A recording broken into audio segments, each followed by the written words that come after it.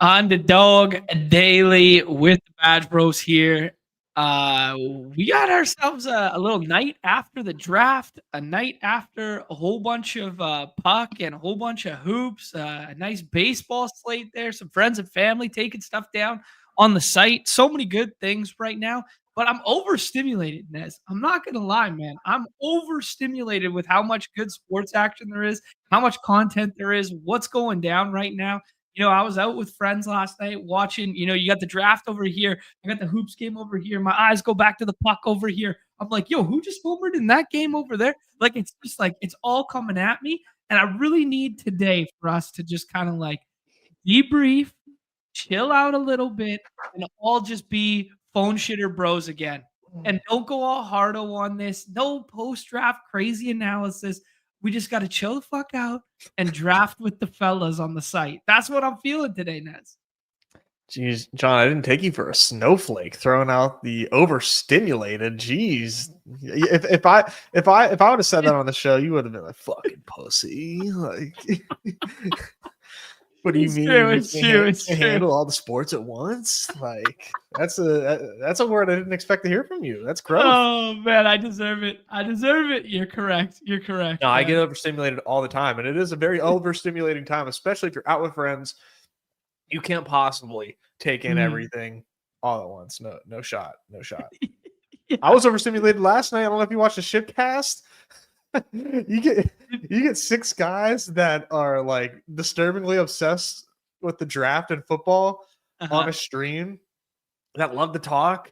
Like I was just you were talking about overstimulated. I mean, that was a great time. Thank you for inviting me, Pete. But yeah, that was overstimulated.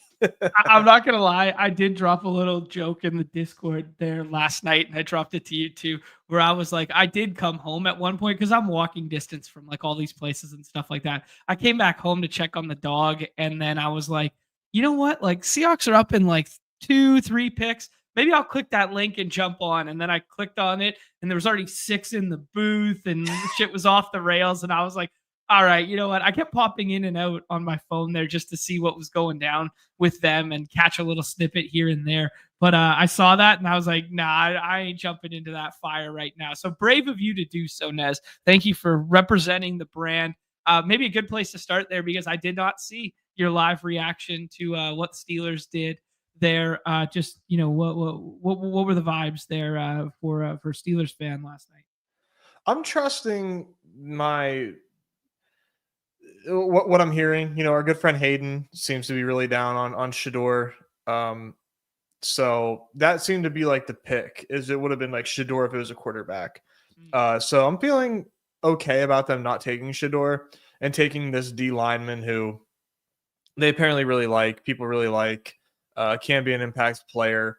I'm okay with doing that. I'm okay with best player available type of deal. So, I think the writing might be on the wall that they feel very confident in Aaron Rodgers coming there.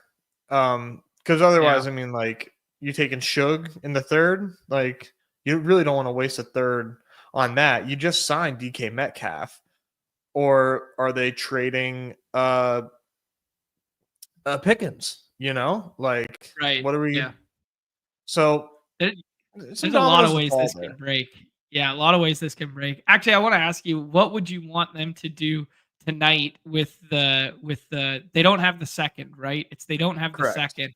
It's the third. So if any quarterback falls to you in the third there, or they can move back up kind of like the Giants did, would you want either of those outcomes? No, I'm just gonna trust that they're getting Rodgers. And so let's just like, if you're gonna go, like, if we're doing this, fucking do the damn thing. Let's do it. There's probably gonna be a decent running back available. Maybe take a running back. Yeah, I feel Warren that. can't do it all himself. I mean, he could have a Chase Brown season. Absolutely. Like that type of legendary volume. I think he could handle it. I think he could do a great job. It's probably not ideal. So maybe take a running back. Yeah, cool. That'd be about it. I mean, I don't think you go into the season with what is it, Mason Rudolph and Skylar Thompson right now, but I think they It do is. have like a behind closed doors agreement right now, as you're inferring. Yeah, yeah. Do your media tour. Drag this thing out. They'll play along, but and if it's not Rogers, then yeah, I don't love that considering the Metcalf trade and sign, but I do think that kind of puts them on a path toward rebuilding and or sucking, which would be nice. Let's get some high draft capital and actually rebuild. But Yeah. it's the fucking Steelers. They're Yeah. going to be boring, so it's over. Yeah, fair enough. Fair enough, man. Then they'll still find a way to win 9 games and flirt with the playoffs somehow. And Mason Rudolph will be a resurgent project and take them to the promised land somehow. That would Some be way, that dude. would be the craziest outcome, right? They roll with Rudolph and he's good. Yeah, man. All right, dude. Let's do some last night winner stuff. I think people we'll get the football takes out of the way in the future here. Davis and Crane already did a show this morning. There's gonna be so much on it. We'll wait for the whole thing to unfold, get into BBM season, and then start talking about some ADPs and stuff like that, opposed to speculating right now on where's Loveland's ADP gonna be now that he flipped Tyler Warren today. Guys, honestly, I don't really give a fuck. I'll see you on Monday. I'll see you on Monday where it is, right? I don't. Did you watch the video of them calling Loveland though? No, I did not.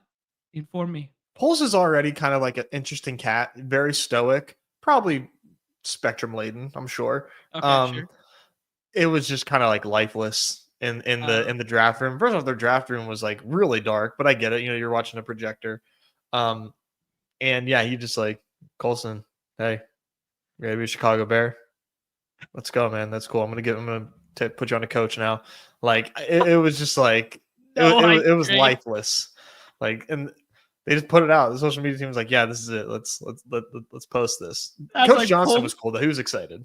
Yeah, that's like polar. Well, I mean, just in general, that's kind of exciting to get like the Sam Laporta 2.0 kind of deal like that. Yeah. With paired with Ben Johnson again, kind of deal. Like that's gonna be the narrative that's spinning. But You're dude, right. that it's so true. Like I saw the video this morning of Maxwell just dapping everybody up and in the green room and stuff. It is so funny to see how polarizing they are personality wise, player to player, and how Yeah. they attack the moment, right? Because it's massive, right? Like I thought Travis Hunter was like ear to ear shit eating grin, so happy, like knocking on the wall and stuff. I was like, this guy's fucking dope. I want this guy on my team. Like, there was just certain personality traits that stem through there. I didn't see a ton of or I didn't hear a ton of it because the audio wasn't on for the draft stuff there. But like, yeah, I'm kind of glad I didn't because apparently Mel Kiper was just going on and on about Shadur Sanders all Yeah. night or something. Never ESPN. Hashtag never ESPN. I do want to ask you draft wise though, thoughts about the Browns trading Travis Hunter? I mean, the Browns have basically had a situation for the last, call it, well, forever QB purgatory, but then they made the super controversial decision with the Deshaun Watson stuff, and then that aged like milk. And I think you had an opportunity from a brand standpoint to rebuild your image in a huge way by being like, look, we didn't solve the quarterback problem. We got the most interesting player possible. The two-way dynamic, the front of Sports Illustrated cover. You had the ability, and I imagine like it's pretty intelligent to get the haul in which they did if they do not believe he can play both sides of the ball, like that sort of thing. So I think like the capital that they obtained was maybe like smart in quotations on paper going forward, but I don't think you can understate like what it would have done for like a brand refacing and rebuild to be like, look at this kid. He's dope. All he does is fish and play football, and he's getting married next week. And look at how excited he is. And look at the big ass smile on his face. And he's coming to Cleveland, and this is going to turn things all around. Like, do I think they like needed him or whatever from a real life football standpoint? Like, maybe not. And they should better off do this and rebuild for the future and now have 2 picks for tonight's draft at the top there, and then have another first next year. Like maybe that makes sense from a football, but from like a brand and image standpoint, if I'm like the marketing department, I'm like, just fucking take Travis Hunter, man. Like we need a fucking win around here. We need a win. Like if Yeah. it's not going to be bring Nick Chubb back on a team friendly deal just for moral support and face of franchise behavior, like we just need a fucking win, bro. No, I agree. Yeah, I think what would be interesting is if they like. I mean, I think they're gonna take Shador, and just maybe just kind of like see what happens. Mm-hmm. But yeah, I don't know if they can do a full blown like punt year where they're just like, yeah, you know what, like we're both these next picks are for 2026 type of deal. Personally, man, I think they put a lot of pressure on themselves. Yeah, that's true. Yeah, you have to Because make good on these picks now. yeah. These picks are just, they look good on paper, right? Like their models are. It was probably popping off in their models. Like, yes, you do this. On average, like this is a win for us. Even though you can't put Travis Hunter in a fucking model, but Right. it's definitely what they did. The nerds were, on this. In my opinion, I think as far as surplus value provided on a rookie deal, other than QBs, I don't think it was getting much better than Travis Hunter and like the history of football, in my opinion. I mean, just a very unique player, uber athletic, like a literal just like can't miss. Like, I think there's something to that. Just, this is a pick that is gonna, you're getting a good player. Without a shadow of a doubt, this guy is good. And like you mentioned, you're building it's an identity type of player. Right. And they're just like, we don't want that. And right. I get it. I get where they're at now and why that makes sense on one angle. On the other angle, I'm like, this was a slam dunk pick. One of the easiest picks we've seen in recent NFL draft history. And they not-waived it. So yeah, Cleveland, man.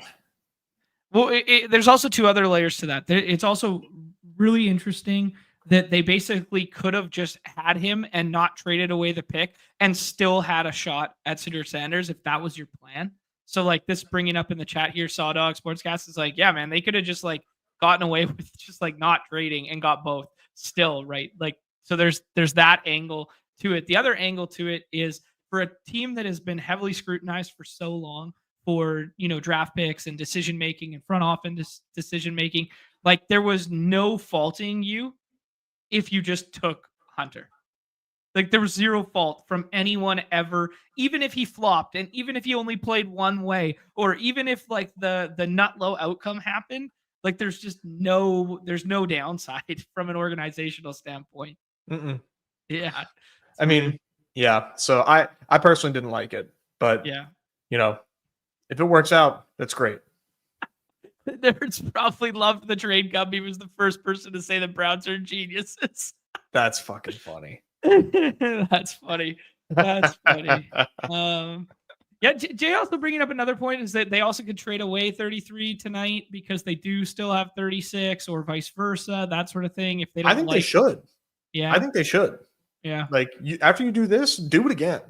Right, absolutely do it again. And then one last one, just because the draft just happened, and I'm curious. You yay or nay, Ashton Genty?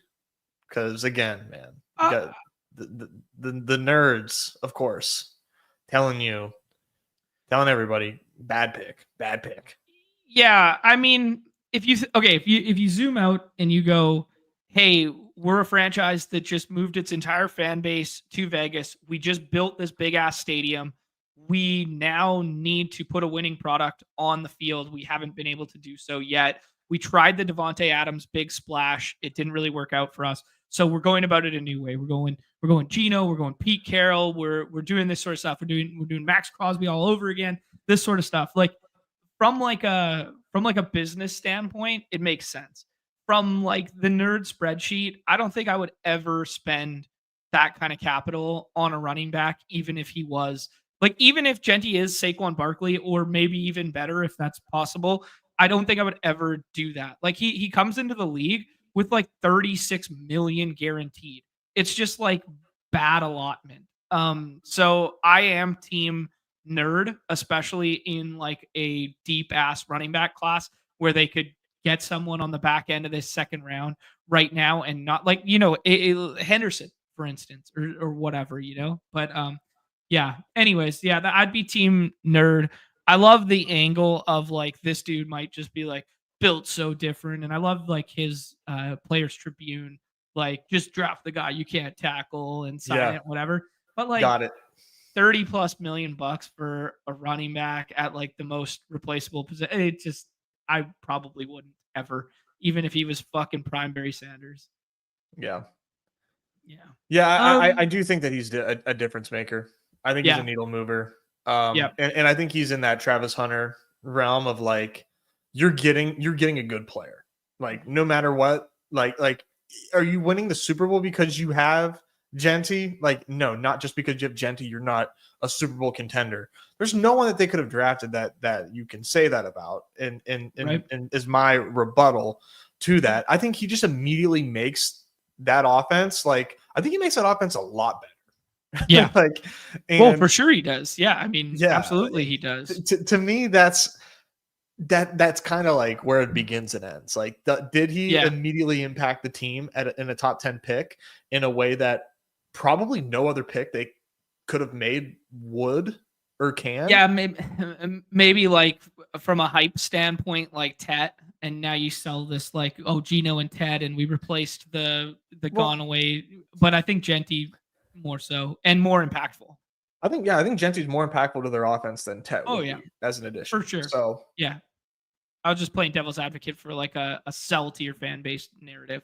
Uh-huh. I'm putting on my dunce cap in a full way today. Because I mean, like, okay, okay. We said we were gonna go deep dive draft, but now here we are. Too many interesting picks happened. It's true. Let's because here's the inverse, right? The inverse is Saints have done, nothing forever draft capital wise at the quarterback position. They've, they did nothing fun and splashy in free agency. They had a really bad year last year.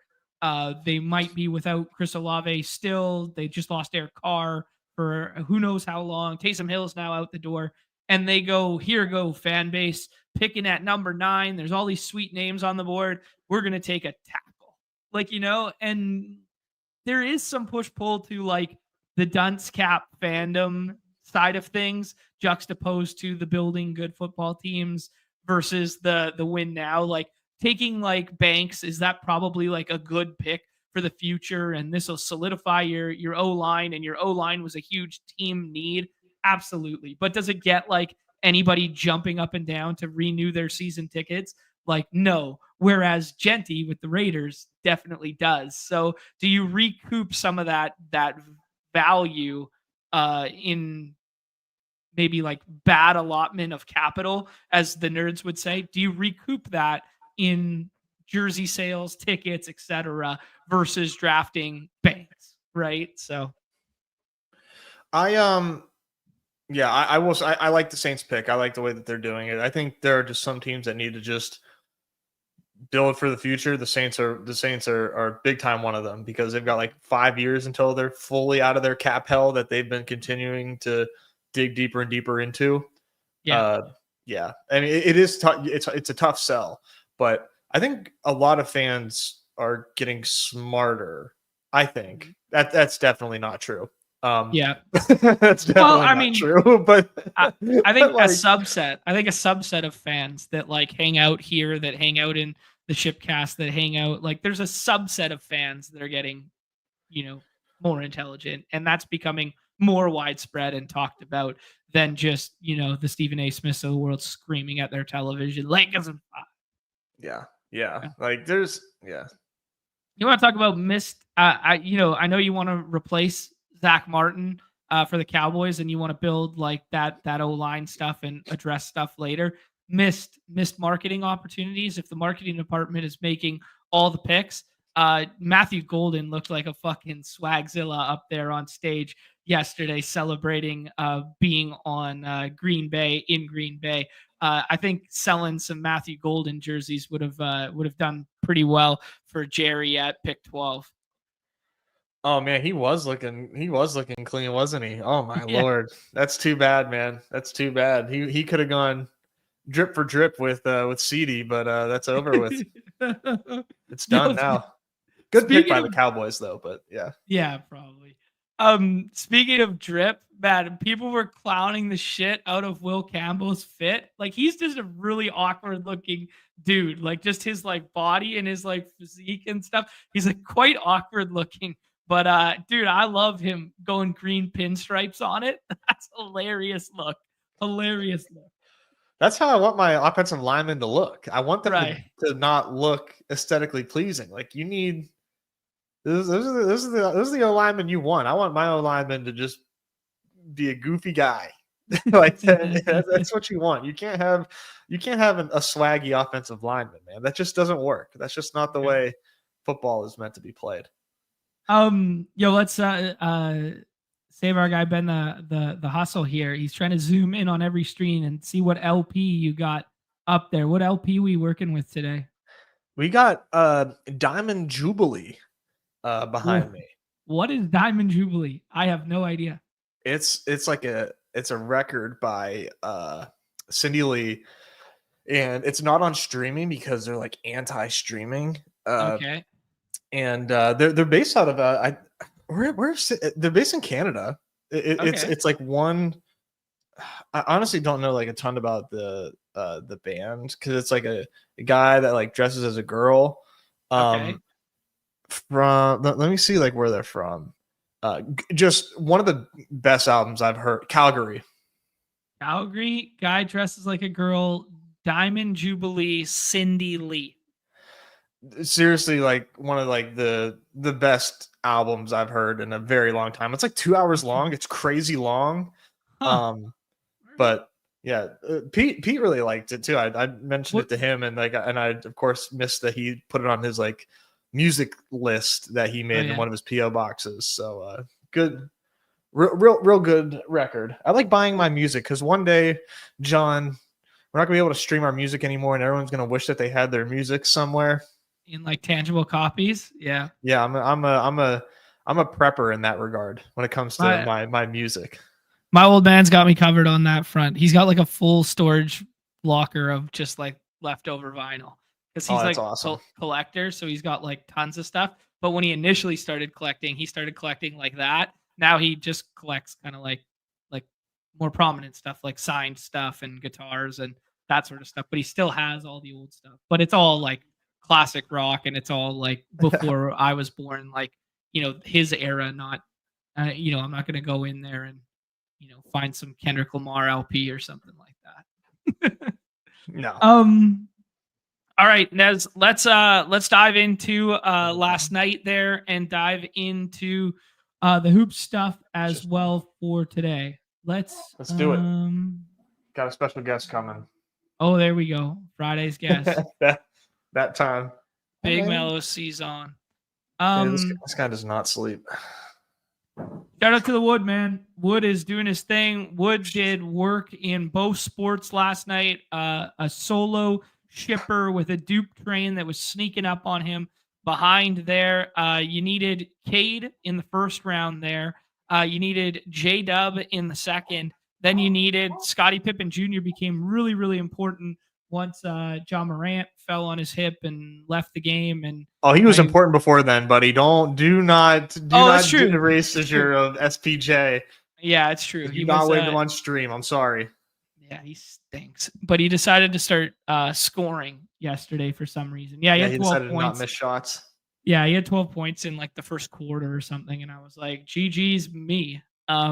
Yeah, but yeah, and then Bridges coming back to life here in the fourth round. A couple ADP fallers. Caruso did his thing yet again there, both in the scoring and in the stock department there with those 10 points, but the 5 stocks, more importantly, just contributing all over the place. Yeah, man, OKC comes back from damn near 30 down. Thank God.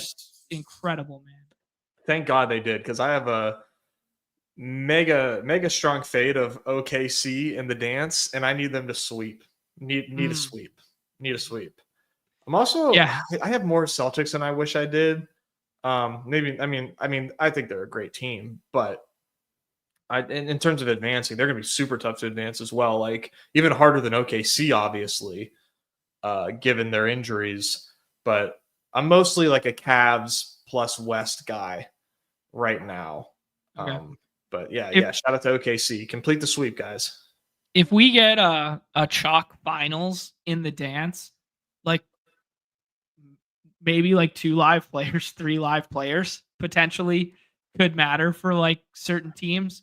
I mean, getting through this first round's not going to be necessarily that crazy unless multiple series go 7. Like if this Pacers and Bucks series goes 7 tonight and Denver versus Clippers goes 7 and then T-Wolves and Lakers goes 5 or 6, I think it might just be flat out Jover for anyone who was doing 5 pieces of OKC or 4 pieces of OKC or 4 pieces of Celtics, 5 pieces of Celtics.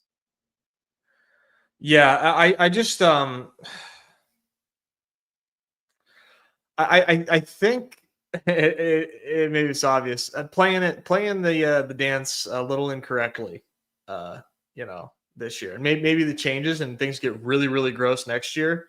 Like Yeah. maybe the like the people taking Aaron Wiggins in the 6th round were correct. You know, like do you just I want don't know. you Yeah. know like it was is it dumb to have tried to get 5 people into the finals with if you're building OKC? Yeah. I mean, this Chip's right in the chat, right? Like he's saying that like Clippers and Pacers pieces Well, can help obviously. advance Thunder teams. Like, of course. Like, yeah, duh. Like, but you're gonna need like not those like 3-team builds. You're gonna need like those 4-team builds with like 2 pieces, which means like teams that could be scoring in the finals might only have like 2 live players. My point is more like the double pairing of chalk teams. Yeah, that was something that I kind of mentioned when we did our dance stream with Pete. I'm like, Yeah. I wasn't doing it, but like, it's gonna be hard to get the chalk teams in. Like, just build a really shitty chalk finals and just try to get it there. Yeah. And you're probably winning like five grand if you're there. Not bad, maybe more. I don't know. Yeah. I think It's gonna be interesting. these are 2 big ones, like Strus and Caruso right now. Like Caruso is a big push through piece even right now because he's been scoring well relative to, round 10 other pieces too. Yeah, interesting to talk through. We'll look at it when teams advance after next round, see what we have live and that sort of thing, and start assessing that sort of deal. But shout out to the Wood, Hots is up here. Our guy Top Fantasy Plays, aka Justin, was up here as well. Crash Rich, who I haven't seen in a while. Brad's up here. Falco's up here. I mean, big shout out to the train of second place, making some good money there. But the Wood just continuing to do work, and that is going to be no different when we flip over to the MLB main slate here. Jump on over here. Got 11 entries in that one. Our Pro Z 6 takes it down here. Cade Povich being the pitcher you needed. We talked about left-handed pitchers, how that kind of neutralizes that Nationals lineup a little bit. We didn't think necessarily to this level, but Cade Povich was a decent prospect and made that rotation for a reason. Ends up with 5 Ks, gets the quality start, gets the win. You needed that LA stack that Nez was talking about. We did end up drafting both Neto and Trout on stream. You needed the one-off O'Neal Cruz and the one-off Corbin Carroll to go alongside it. So a little bit of a GM at the front end of the draft board here, but then some contrarian A's to go alongside a scroll the F down pitcher. Well-constructed team. We saw Brad up here. We saw Zero Fucks up here. We saw the Wood as well. Falco's up there in both of these. No Bo Sox. Top Fantasy Plays up here in both of them. It's crazy, man. I am really shocked that no like Rays were not what you needed, considering they had 3 20-point guys. Jesus Christ. That's actually a good shout, dude. Yeah, that game went to extra innings there. They did put up some runs. at the back end there. Christopher Morel homered. I believe it was this lineup here where Brad had the 24. He had Yandy for 20 and Morel for 24. Yeah, just good evergreen reminder that even on a short slate like this, you didn't need the nuts to win. So it's so different than other sports. Speaking of the nuts, Nez, you see Sam Olson and JT McKenzie down there, but Sam Olson in 11th place there. We jump on over to the puck. He ships the empty netter by like 50 points. What is this? Fuck? Yeah, like 40 something points by scrolling the F down there. He takes my guy, Pavel Bushnevich, who I said on stream, that was my guy. That was my scroll. He gets a hat trick there, but he took him in the big boy prize pool there. I waved Cam Fowler instead on stream and took Justin Folk instead, like the fish that I am. And Cam Fowler puts up 31 fantasy points there. So those were the biggest scorers on the slate. Hat trick and a bunch of appies will do that for you. So Sam Olson takes down that one. And then, no surprise, he takes down the main contest with 3 in the top 5 by saying it was always the Blues last night. Shout out to I Like Kitties as well and S. Snood, who were up there alongside him. But the goat of all goats, cleaning up in the puck streets there by doing a little Minnesota and then doing a little St. Louis, teaching me how to use the lines because I paired Kairu with it. And he goes, nah, Robert Thomas, dumbass. And I did Justin Falk, and he says, nah, Cam Fowler, idiot. And then he scoops everything there was in the puck streets there. So mad respect to the community who scooped all the contests last night. Unbelievable, man. Just ridiculous. Yeah. Love to see it there. All right, Nez, let's talk about today. Gonna do a little bit of abbreviated version of the hoops breakdown because we are dealing with slates in which we have dealt with, or teams and matchups which we have dealt with yet again here. Just interesting of note that here I'll bring it up as we jump over. The major stuff is obviously going to be the Jaylen Brown Q tag that we just received, a D tag on Jason Tatum, and a Q tag on Jrue Holiday in that Boston versus Magic game. So that's going to be the one major talking point. And the other major talking point is we got the Bucks going home, who have showed some different looks in recent memory here. Kind of must win for them at home in the highest total game on the slate by over 20 points, like 22 points higher than any other total on the slate there. So yeah, so those would be my kind of like key talking points there, Nez. Before we get into specifics, just kind of like macro thoughts on the slate. It's not pretty, man. It's not pretty. 6 rounds once again are just really difficult to parse through.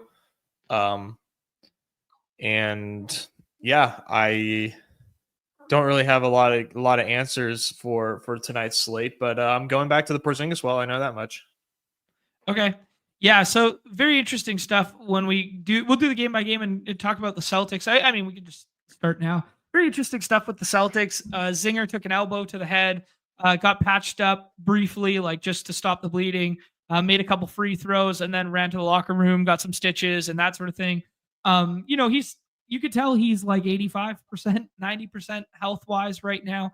Lower body stuff like that ankle still, he doesn't look 100% Zinger to me right now, but nobody on the Celtics does because we're going to have Jrue with this Q tag. We don't know if he goes tonight. We got Jaylen Brown, who was a late add with the Q tag there as well. And then we got that doubtful tag on Jason Tatum on his shooting hand / wrist. If you guys were watching last game, it was all taped up. So the Jaylen Brown addition is that same right knee impingement where he had the injection that he was talking about. I don't know if this is Boston trying to play the long game here and be like, hey, we can sit these 3 tonight. This can be Pritchard Hauser night. We can waive game 3 versus the Magic, and we're still fine in this series now that they are up 2-0, or if there is like some legitimate chance that they play through the Q tag, or even in Tatum's case, play through the D tag this evening. So yeah,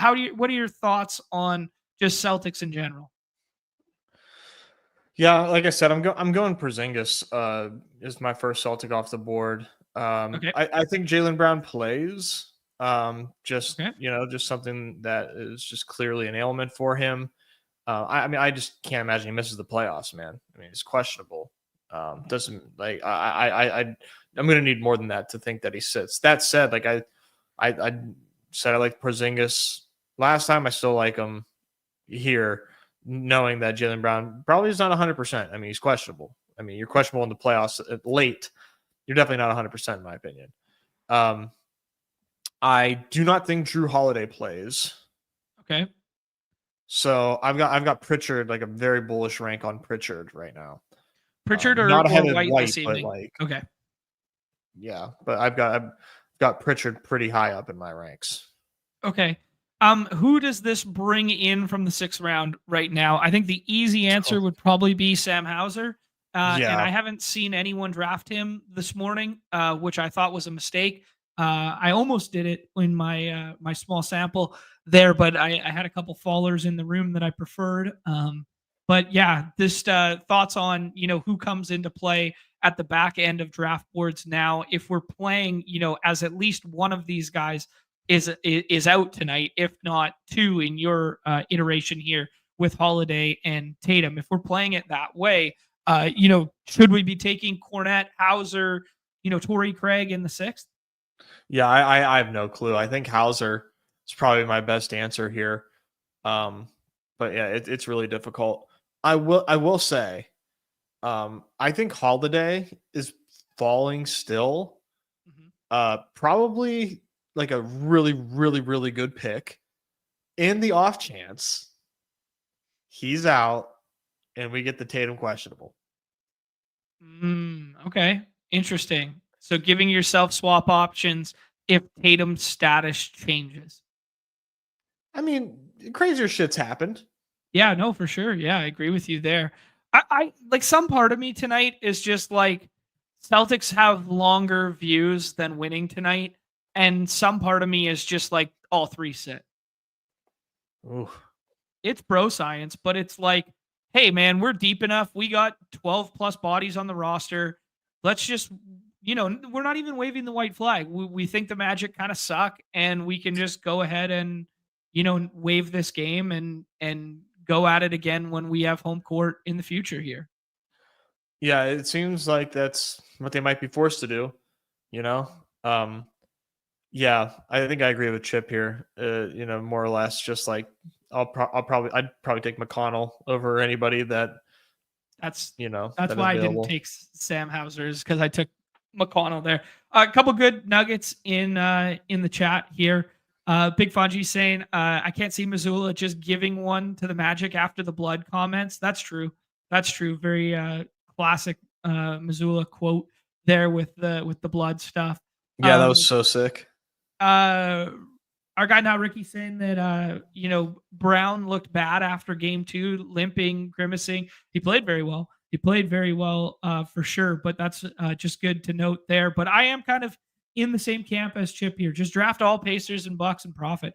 I'm kind of in that same camp right now, excluding Brooke Lopez, because the minutes have been garbage and he hasn't been closing, and they've been closing with Portis. And I think they need the offense, or they need that third option with the Damon Giannis unit. So yeah, I'm kind of just in lockstep with that idea.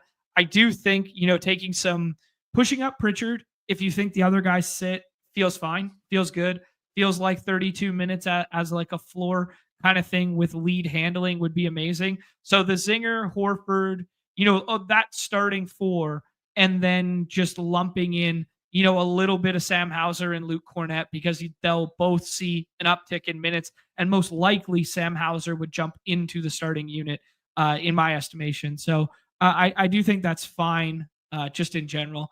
Let's talk about the Magic on the other side of that one. Nez, obviously, we got Paulo with this expanded rebounding rate, this expanded touch time and assist rate. In recent memory, the usage looks very strong. He goes at 3. I've actually seen him go 2 a couple times. Very nice box scores with some big minutes alongside it. Let's talk about the Paulo and Franz ADPs to start. My just watching the games take. I've watched a decent amount of this series. Franz looks fucking scared to shoot, man. He's looked okay going to the rack, and he has had some nice dunks, and he's had some nice cuts and that sort of deal. Man, he looks scared to shoot the three right now. And that is not the player that we saw at the start of the year that was getting some, all-star and all MVP or all NBA and MVP buzz at the start of the year and dating back to the tail end of last year. This is not the same player right now. To my untrained basketball watching eye. Thoughts on these two? Yeah, Paolo, you could potentially make a case for 102. Especially given like what the Celtics are dealing with. I think that kind of like comes into play here. I'm with you on Franz.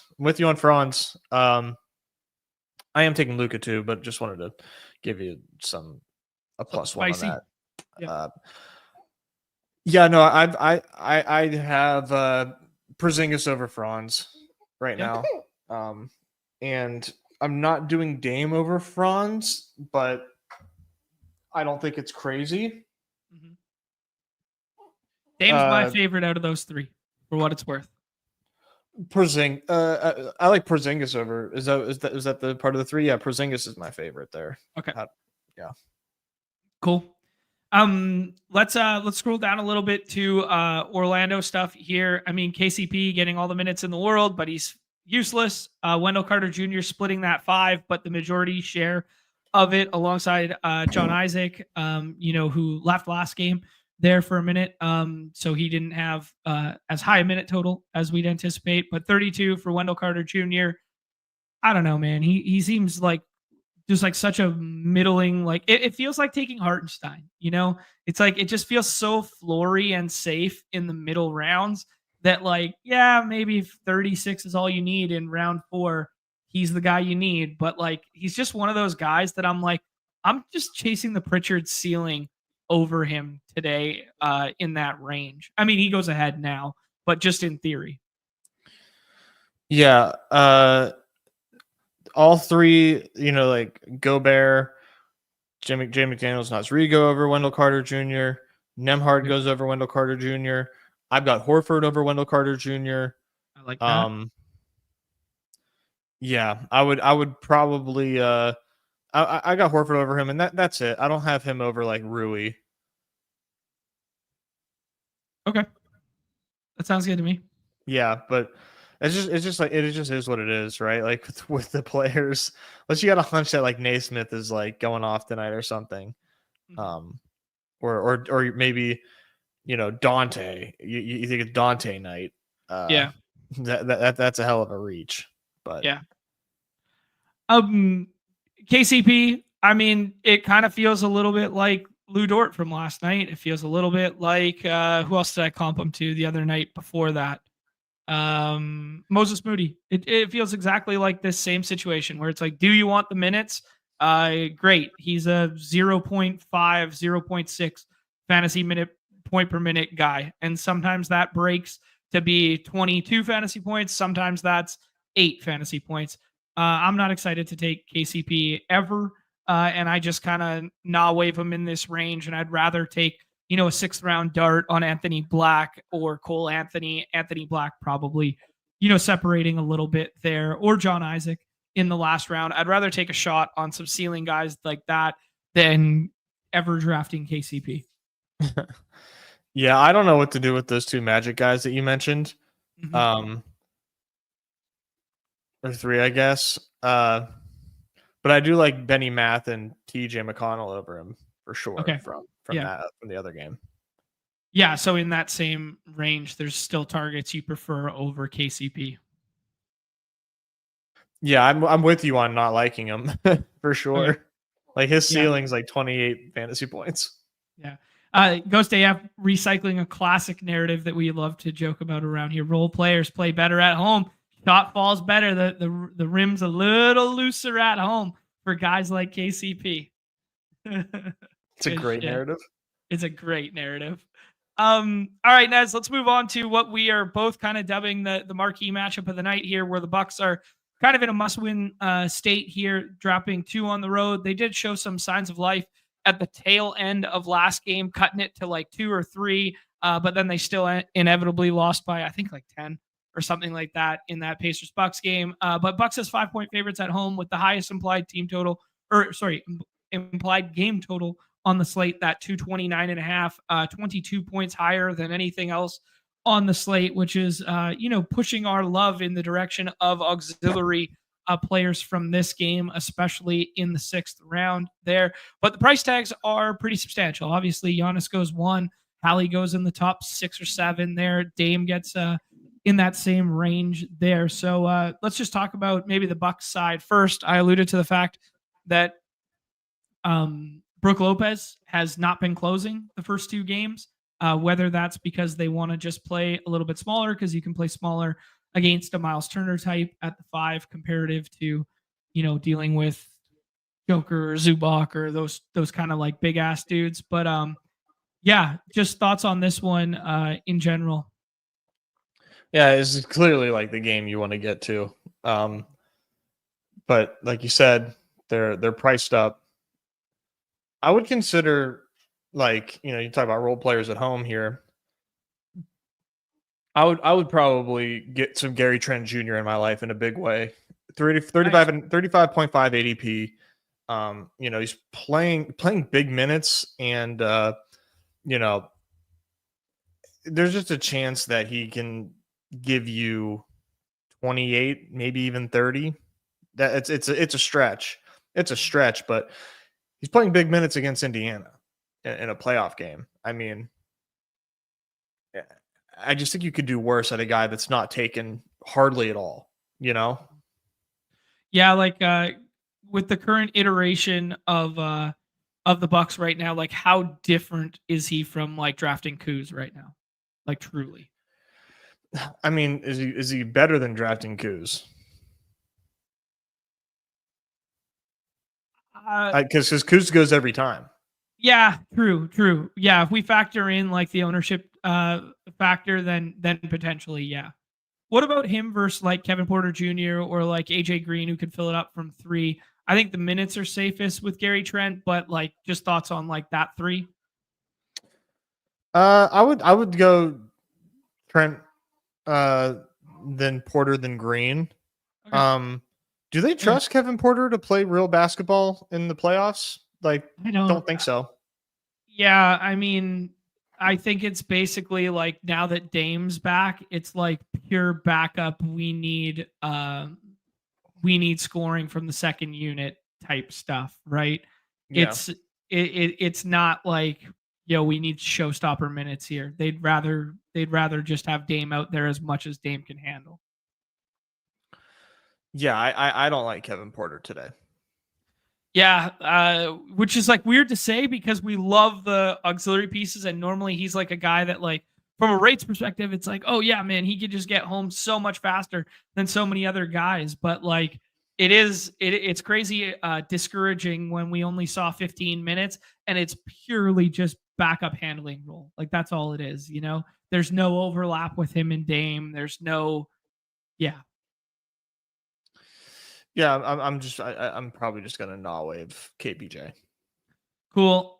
Thoughts on I'm a little down on the Brook Lopez stuff. I'd actually probably rather take Kuz than Brook Lopez this evening, just to maybe he finds his shot or something like that.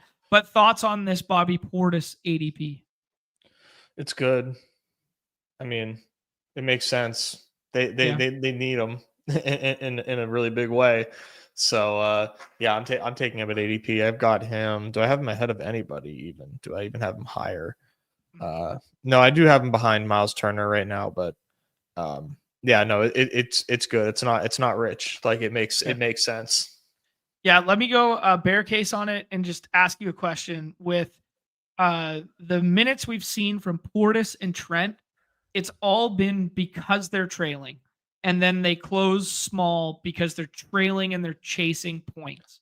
Does that change in any regard tonight if the game plays a different game script? So the first 2 games, like they've been just chasing their tail, down 20 or down, sorry, not 20, down 10, down 15, down 10 again, like this sort of thing. And they need to bring that out there. If this plays tighter tonight, does that, boost Brook Lopez a little bit in the closing lineup at the expense of Portis or Trent? Or do you think they'll just stick with this unit that they've been running?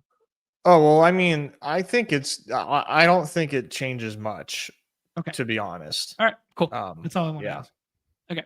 So you think even if they're winning, sticking with Portis, to close, or sticking with Trent to close alongside that makes sense. Yep. Okay. Cool. Yeah, I just wanted to throw it on your radar and think about it out loud, because I do think that's the only way the push pull, pivots the other way. Yeah. Let's talk about the Pacers side there. Hallie has kind of returned to, Hallie of a couple years back in terms of the assist rate stuff. He's been very good at not turning the ball over and diming it up. Still not being aggressive enough towards the hoop or getting his own shots up. But 35, 42 fantasy points. I mean, I think I prefer Dame, dude, but it's close, man. It's close. I don't think you can necessarily draft it as such, but Hallie and Dame is a lot closer than the ADPs indicate to me right now. But let's talk, just Hallie, Siakam, and Turner at the top tier there. I like Hallie a lot, man. In terms of Hallie versus Dame, I mean, maybe I'm not woke enough to like what Dame can do right now, but I think it's Hallie, just like without a second thought, in my opinion. I mean, I'm even considering going Hallie over Ant Edwards, type of deal. In my opinion, this Bucks team is toast, brother. They're toast, and 75% Dame Lillard, I don't think is saving that. And I think Dame Lillard on the court might actually make things a little better for a guy like Halliburton here. So I think I could do a cheeky Hallie greater than Ant Edwards run, but that'd be nuts. That would be nuts with Ant at home. But I just think you do have I think Hallie has a ceiling that is have to have it. But we also see the 10-point games from Hallie, and he's just incredibly frustrating. Dude. Yeah. Never Hallie, but sometimes Hallie, baby. That's the rule. That is the rule. Let's talk about this next grouping. You can almost push Nembhard up here a little bit. His ADP has been rising in a big way. We did see this from Nembhard last year in the postseason, where he just plays some lockdown D, and then he is way more aggressive than Hallie is at getting his own shot on the other end of the floor. So he starts putting up some nice box scores because the minutes are pretty solid when he's the guy playing some good on-ball D there too. So let's talk about that Siakam, Turner, Nembhard. Do you have any gripes with ADP? Do you have anyone that you like more than ADP or less than? Nembhard. Where do I got Nembhard? No, I think the ADPs are pretty efficient on these guys. Now Turner, you could potentially flip flop Turner with Bobby Portis, but I'm not doing that right now. Okay. I think you could. I have Pritchard over Turner though. I am getting that far. But otherwise, I think these are just like pretty efficient. And then Siakam. I have Siakam over Dame. Siakam over Dame. Okay, cool. Yeah. Sounds good, man. Siakam with some classic Siakam games in recent memory. That 25, 10, 3, and 3 stocks. Like, that's a classic Siakam shit that we've been seeing to start the postseason here. Back end guys here with Naismith, Mathurin, TJ McConnell, Obi Toppin as well, with a little bit of backup 5 burn there. Any interest in these guys as, most notably 6th-round picks for the last 3 there? Naismith being the higher of the group because he starts and the minutes, look a little bit safer, I guess. A little push-pull with the Benny Math minutes coupled with Nembhard. And when Nembhard's going nice and they need the defense opposed to the scoring, like, Benny Math is just like a full reserve guy, whereas Obi Toppin does have like a little more overlap with the starting unit there, but seldomly gets drafted. So just thoughts on that whole situation. Yeah, I like TJ McConnell and Benny Math a lot tonight. Okay. I like him a lot tonight. So I'm taking him You a just lot in the 6th round. Yeah, you just want that backup, handling that backup 15 to 18 minutes with some ceiling. 100%. Yep. Yeah, That's simple as that. I feel like these guys have relatively safe floors as well. Um, as safe as safe floor can be in the 6th round on this slate. sure. Um, Yeah. so yeah, this is pretty much exclusively where I'm looking. Okay. Um. All right. Sounds good then. Anyone else you want to mention, or will you not even get to Obi? I don't think I'm gonna get to Obi, Sure. to be honest, but Yeah. that might change. But I don't see myself doing that. Yeah, it's a little bit of empty minutes unless they play small with backup 5 run for Obi because Turner's in foul trouble or something like that. Yeah. Cool. Last game on the docket here. Lakers T Wolves here. 1-1 going home to Minnesota. Numi's T Wolves. 3.5 by way of the T Wolves at home. A 207.5 total there. I guess Lakers. We could just talk about the fact that it's Luka, it's Braun, and then it's Austin Reeves, who's some of his production has come at the expense of those two in a decent way over the last month or so, but that's something we've talked about a decent amount. They got their own version of KCP in DFS there, where he's going to play a shit ton of minutes. He's going to be out there for defensive purposes, basically only, and basically does nothing from a fantasy standpoint. But you can take him in the last round if you want some floor. I think you and I are both going to be in agreement that we want the other game environment more than DFS there. Yeah. Yeah. But DFS in the mix, certainly. Okay. Given those minutes, right? Like he's got to be in the mix. Yeah. It's been a brutal, tough matchup for Jackson Hayes. And Yeah. it's led to, 8 minutes, 9 minutes. Like, it's just not the style in which they want to play. They want to play with these long wings and they want to have the long wings out there, the vast majority of the time there. So it just doesn't set up well on paper for Jackson Hayes. Just thoughts on even if he's draftable in the late rounds. Don't think so. Yeah. Yes, sir. I Who would have agree. thought? Yeah, I agree with you there. Is there anyone funky that you could scroll down to? Like, Gabe Vincent played almost 20 minutes last Yeah. game, but does that intrigue you at all? Jordan Goodwin if they need some scoring or something, or is that all just too gal brain?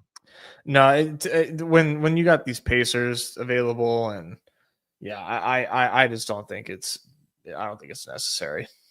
Okay. I skipped over the toughest conversation to have there, Nez, because I think Lakers at ADP for the first 3 rounds, and then none of their scroll options are overly intriguing other than if you just want the minutes. The toughest conversation is what to do with Rui. What do you think of Rui this evening? What do you think of his ADP? I just can't get out of my head that like, hey, one time Rui had like had a nice, playoff game. And so I'm like, oh well, yeah, I can't just fade him. Right. I have him at ADP, like Yeah. I'm not taking Naismith over him. I'm not taking Dante over him right now. So that's really the answer. And he's at home, or no, he's away. Never mind. Sorry, got confused there. Yeah. What do you think? Are you taking Naismith or DiVincenzo over him? Definitely not Dante. I know Dante can get hot from 3 and stuff like that, but they've just been using, longer wing lineups. Like even Shannon got some burn when I was watching last game, and that was at the expense of Dante. So I don't know. He did have like 3 quick ones, I think. If I man, I've watched so many fucking games recently. I'm pretty sure Dante's minutes were down last game because he came out with the second unit there. He was first man up, and then he had 3 quick ones, and then he sat all of the second half and all of the start of the second. So I do think like the minute ceiling is there to be like pushed up over the 16-ish minutes and the lack of closing that we saw from him last game. But that being said, man, like I think they probably want some bigger bodied extra wing help regardless. And yeah, that's just kind of like my macro take. Like it didn't work last game. What they did in game one worked better, and that was Dante's better of the two games when he wasn't in foul trouble. So maybe they just hope that he can stay out of foul trouble and he can play that 25 and knock down some shots, like that sort of thing. But man, I'm a little bearish on Dante. I think you need more length. Is my biggest takeaway. I think. Yeah, I mean, like, so, like, who's like for LeBron? Because like the Lakers play kind of small. Yeah, but their version of small is like 4 long wings. Like their version of small isn't like, like Warrior small ball. Like, like just because like they're doing like a Braun at the 5 thing, like Braun's still like a load, right? Um, I think nah. Like just from a defensive standpoint, like having him out there helps like a lot. But I mean, if Dante's shot's going and he can play like 25, 28 and stays out of foul trouble, like he's gonna be like a smash relative to this round. I see Dante as somebody that can do like SPJ level stuff from yesterday in the right scenario. Now he can also just be an absolute landmine, but what brings me back to Dante is like he could just get hot and just absolutely fill it up at home. So that potential does have me wanting to chase Dante, given it's 10K to first tonight. Like, I think I'm going to be overweight Dante personally, just because like I like Dante. I'm a Dante guy. I'm always trying to chase the Dante ceiling. Yeah, he definitely has a way higher ceiling than a lot of picks in the 5th round, as you alluded to. Like definitely, undoubtedly. That's kind of what it boils down to for me.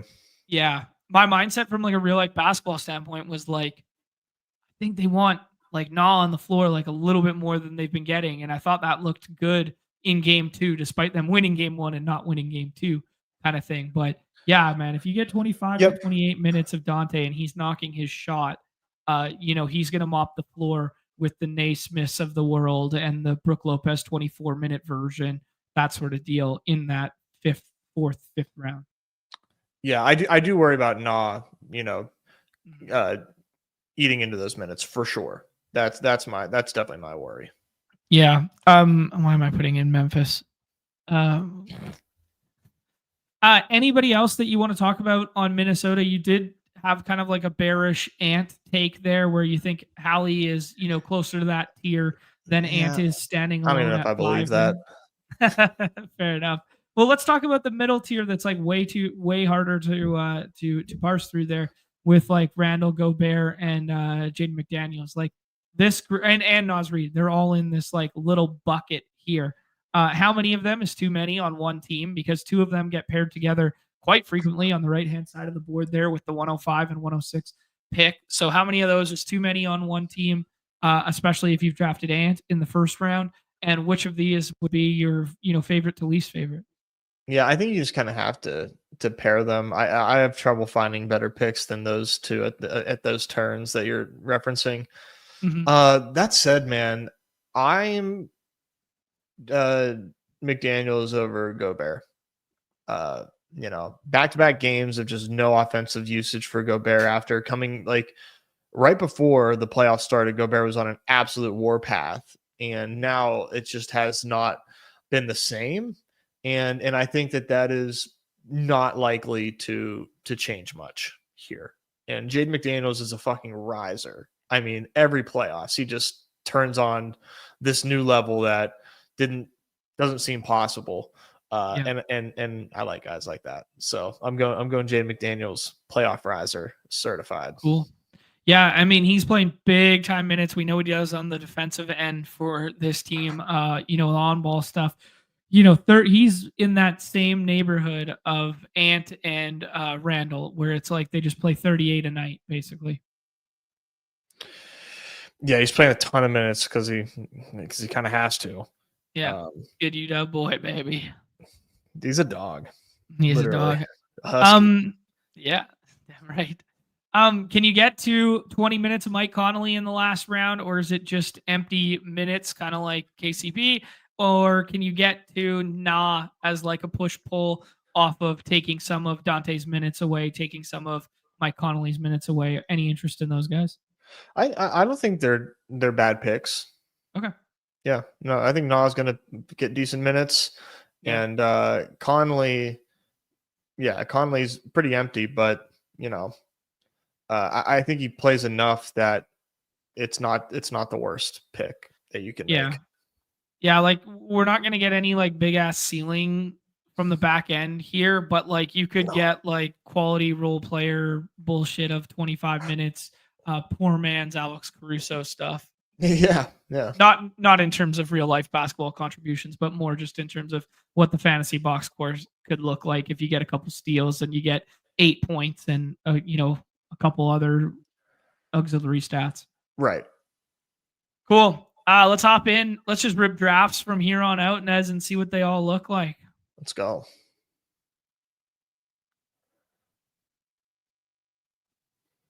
Do, do, do. Do. 101. More, you guys should try it. Pepperoni's in here. Cheese balls in here. Magic Carp's in here. What up? What up? Say hi if you're Marcus and say hi if you're Dunk, because I do not know you. I would like to know you. We could be friends. Dunk 205. What's the 205 area code? Where's Mr. Dunk from? Let's dox him. There's our guy. Magic Carp hanging out. What's good, my friend? There's no way that's an area. There's no way that's... Is he... Your robots are smarter than my brain power here, sir. So get ready to learn some ball. I love the Dante double bangs tonight. That's what I'm talking about. That's the good juju I need from the chat. Is that an ESPN game? I think so, because TNT had it last night. Oh, baby. No debate at 1 for the Giannis situation. Giannis been playing some really nice ball, highest total on the slate, that sort of deal. Or can we entertain Luka or Paulo? Nah, it's Giannis. Yeah. For sure. 1 second. Sorry.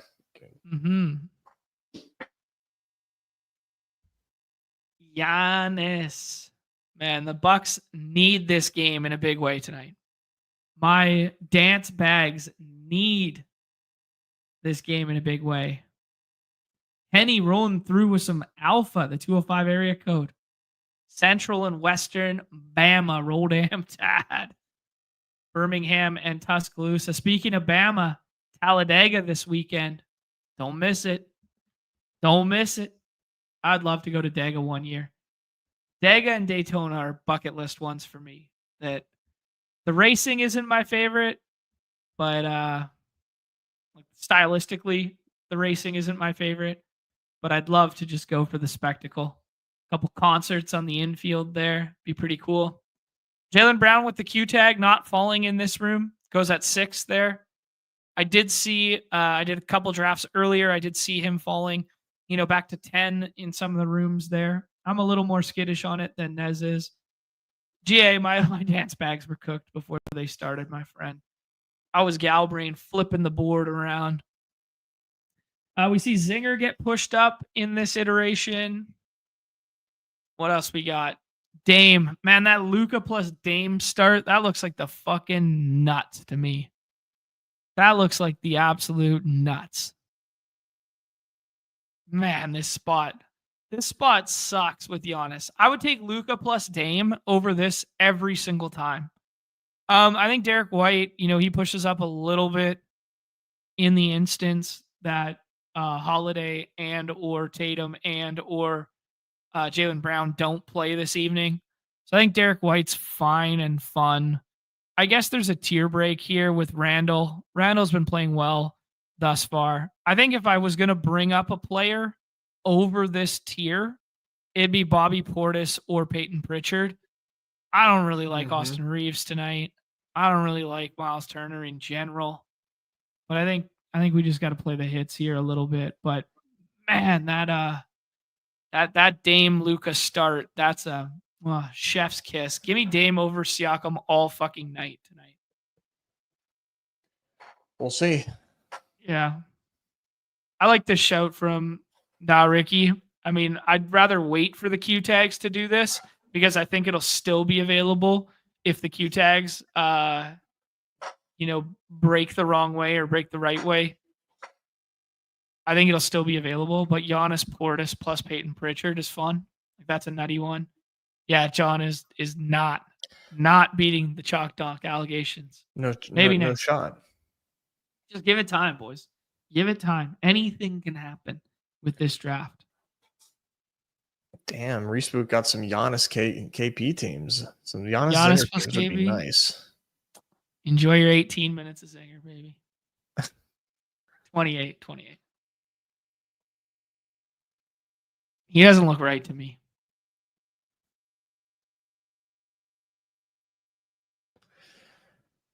Let me check in and see what kind of Giannis combos I got. Maybe I got a Giannis Zinger, and I can celebrate with you guys. Magikarp's robots soaking up that GM value in this economy. 17. Al Horford goes there. Naz Reid goes there. Wendell Carter. We could do the Jrue Holiday thing and table the discussion for later. Let's do your Dante pick. I'm not sure it pairs the best with Randall, but you got to pair some teammates in this sport. You got to pair some teammates here. Who would you spend the next one on, Nez? Probably really. Sure. I'm good with it. Austin asking again in the chat there about the Jrue Holiday hammy. Nez suggested that the rankings of guys most likely to least likely to sit this evening are, where is it? There you go. Jrue. You said Jrue Holiday most likely to sit. Or sorry, Tatum most likely to sit, then Jrue Holiday, then Jaylen Brown. That was your rankings, right? Yeah. And then Nez did have the gal brain take of if you take Jrue Holiday here, and then they realize that Jaylen Brown is actually worse health than Tatum, and Holiday is worse health than both of them. There's a non-zero chance you get the Q tag bump, and we could get some fifth round Tatum swapped into our lineups if all the Q tags break left and right and up and down and whatever. It's gal brain, boys. It's gal brain, but we're trying to create some edges out here. Yeah, super gal brain. But what if? What if it worked for us? Magikarp's got a Giannis, Zinger, Lillard team. GG's. Holy smokes. DFS goes there. Anthony Black goes there. Your Gary Trent pick goes. My TJ McConnell gets drafted there. Kevin Porter Jr. is at the top here. It looks better than... What about Sam Hauser? Let's play the Q-Tag game. Sure. Let's play the Q-Tag game. Yeah, I mean, like, another Minnesota piece doesn't feel great. Cole Anthony and whatever. Yeah, why not? Let's shoot a little ceiling there. The old Sam Hauser ceiling of 11 points. Oh man. Danielson chiming in for some Steelers draft talk here, Nez. Why don't you give that a little read there and let them know if you got some thoughts for the beloved member. Take Savion Williams. Arthur Smith's brain explodes, and Cordarrelle and Metcalf can mentor him for a year before we send off Pickens next season. Interesting. Ooh. I do like Savion Williams. All right. Does he make sense for the Steelers? Perhaps. Yeah. Steelers don't really have a wide receiver 3, so definitely someone in the market. Whatever happened to what's his nuts? Roman Wilson. Roman Wilson. Everybody loved Roman Wilson. ADP 150 last year. Nobody knows Figment shit. of our Draft whoever you imagination. want. Draft whoever you want in BBM. No one knows shit. Don't listen to the dorks on your screen. Man, the Steelers have just not had great drafting in the last few years. Who's the other one that kicked us in the dick last year? The Jets one. Corley. Oh, not me, but Malachi Corley. Malachi Corley. Holy shit. There were some bullish ranks on Malachi Corley. I don't even know what it. Without looking, Nez, higher, lower, Malachi Corley receptions last year, regular season. I'm going to set you a line here of 4.5. Higher. Okay. So Corley played more than that? Let's see. Malachi Corley in real time. He had 3 receptions last year.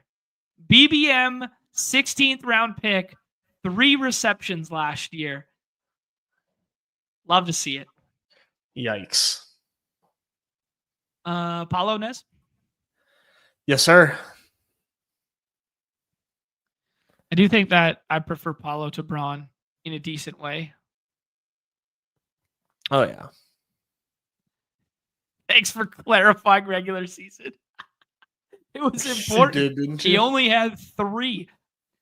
How about me setting the line at 4.5 without even looking at a stat? People say I don't know ball, Nez. Some dudes just know ball, man. Nobody's ever said that. Some dudes.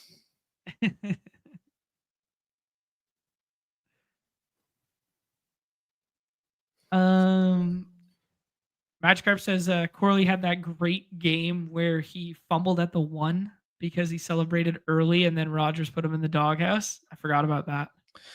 I did forget about that. All right. We have Zinger getting pushed up to the 6th there. Your influence on the market. I'm Team Dame over Siakam here. I'm not giving you a choice here, but I think you said you are Siakam over Dame this evening? Yeah. Yeah. Dame was crazy. I don't know, maybe he's a little bit of conditioning, like out of shape, that sort of thing. It was very encouraging to see him play 36 minutes in his first time back after the blood clot stuff, but he was icing shots in the first half, and then he got the Nemhard on ball treatment in the second half, and he didn't make a shot until the fourth quarter. So he was. I'm not going to say he was cooking in the first half, but he was playing well in the first half and playing, more and better than I expected. And then in the second half, he did not get his in any regard until I think it was like deep into the fourth quarter when he finally made a bucket. Fuck. Bobby Portis goes there to our guy Pitch, which leaves us with the Reeves, Peyton Pritchard decision. Who do you like? I think Pritchard. Let's do it. Get a little game correlation with Paulo, play a little bit of ceiling outcome like that big 50 burger versus Charlotte Hornets. All opportunities created equal. Postseason versus Orlando, or meaningless game against G Leaguers. Replicate that box score, young man. I believe in you. He got it. Who do you think starts this evening if Holiday does not play, Tatum does not play, but Brown does play? Probably White, Porzingis, Brown, Pritchard, Hauser. Brown's not playing in this analogy. Or Brown was playing in this analogy. Did I fuck That's up what you told me. Okay, Brown's playing. Sorry, my bad. Yeah, so you're bringing in Hauser and Pritchard probably. All right, so you're bringing Pritchard in for Giroux? I would think so, right? I mean, he 6th man of the year is over and done with. Start him. Yeah. What have you been doing in this range here, Nez? We're not doing the Holiday thing because we're doing the Pritchard thing. Is Nemhard a tier break for you? Is there somebody else you prefer? Nemhard. Oh yeah, right. Everyone's talking about Al Horford. I forgot about Horford. Yeah, Horford's starting for sure. Yeah. I think there's a non-zero chance you could leave. I think there's a non-zero chance you can leave Pritchard in his off the bench role, even if Tatum and Drews don't start. Like I think the most likely starting lineup tonight, if Tatum and Holiday sit, is White, Brown, Horford, Zinger, Sam Hauser jumps in. Oh. Okay. Like Hauser starts tonight at the expense of Peyton Pritchard. He doesn't play more minutes than him. Don't get it confused, right? But like, I think the GTO 6th round swing at Q tag benefactor. That's the fucking word. Would be Sam Hauser in the last round, but he's still just not great from a rates perspective and not something we're really interested in. But that's the lay of the land right now. Is Naismith a tier break for you? Can we do something like Kuz here? Can we play Brooke Lopez closes tonight? What do you like? I'm probably doing Naismith. We are chalk donks right now. It's driving me crazy. That's tough to turn down. Naismith? At that pick, that's tough to turn down. Beneficiary. Listen here, Blake. Nobody's I ever. thought benefactor was right with the way that you were saying. Oh no, benefit. Maybe it is beneficiary. Yeah. Damn it, Blake. Listen here, nerd. We just draft ball out here. All right.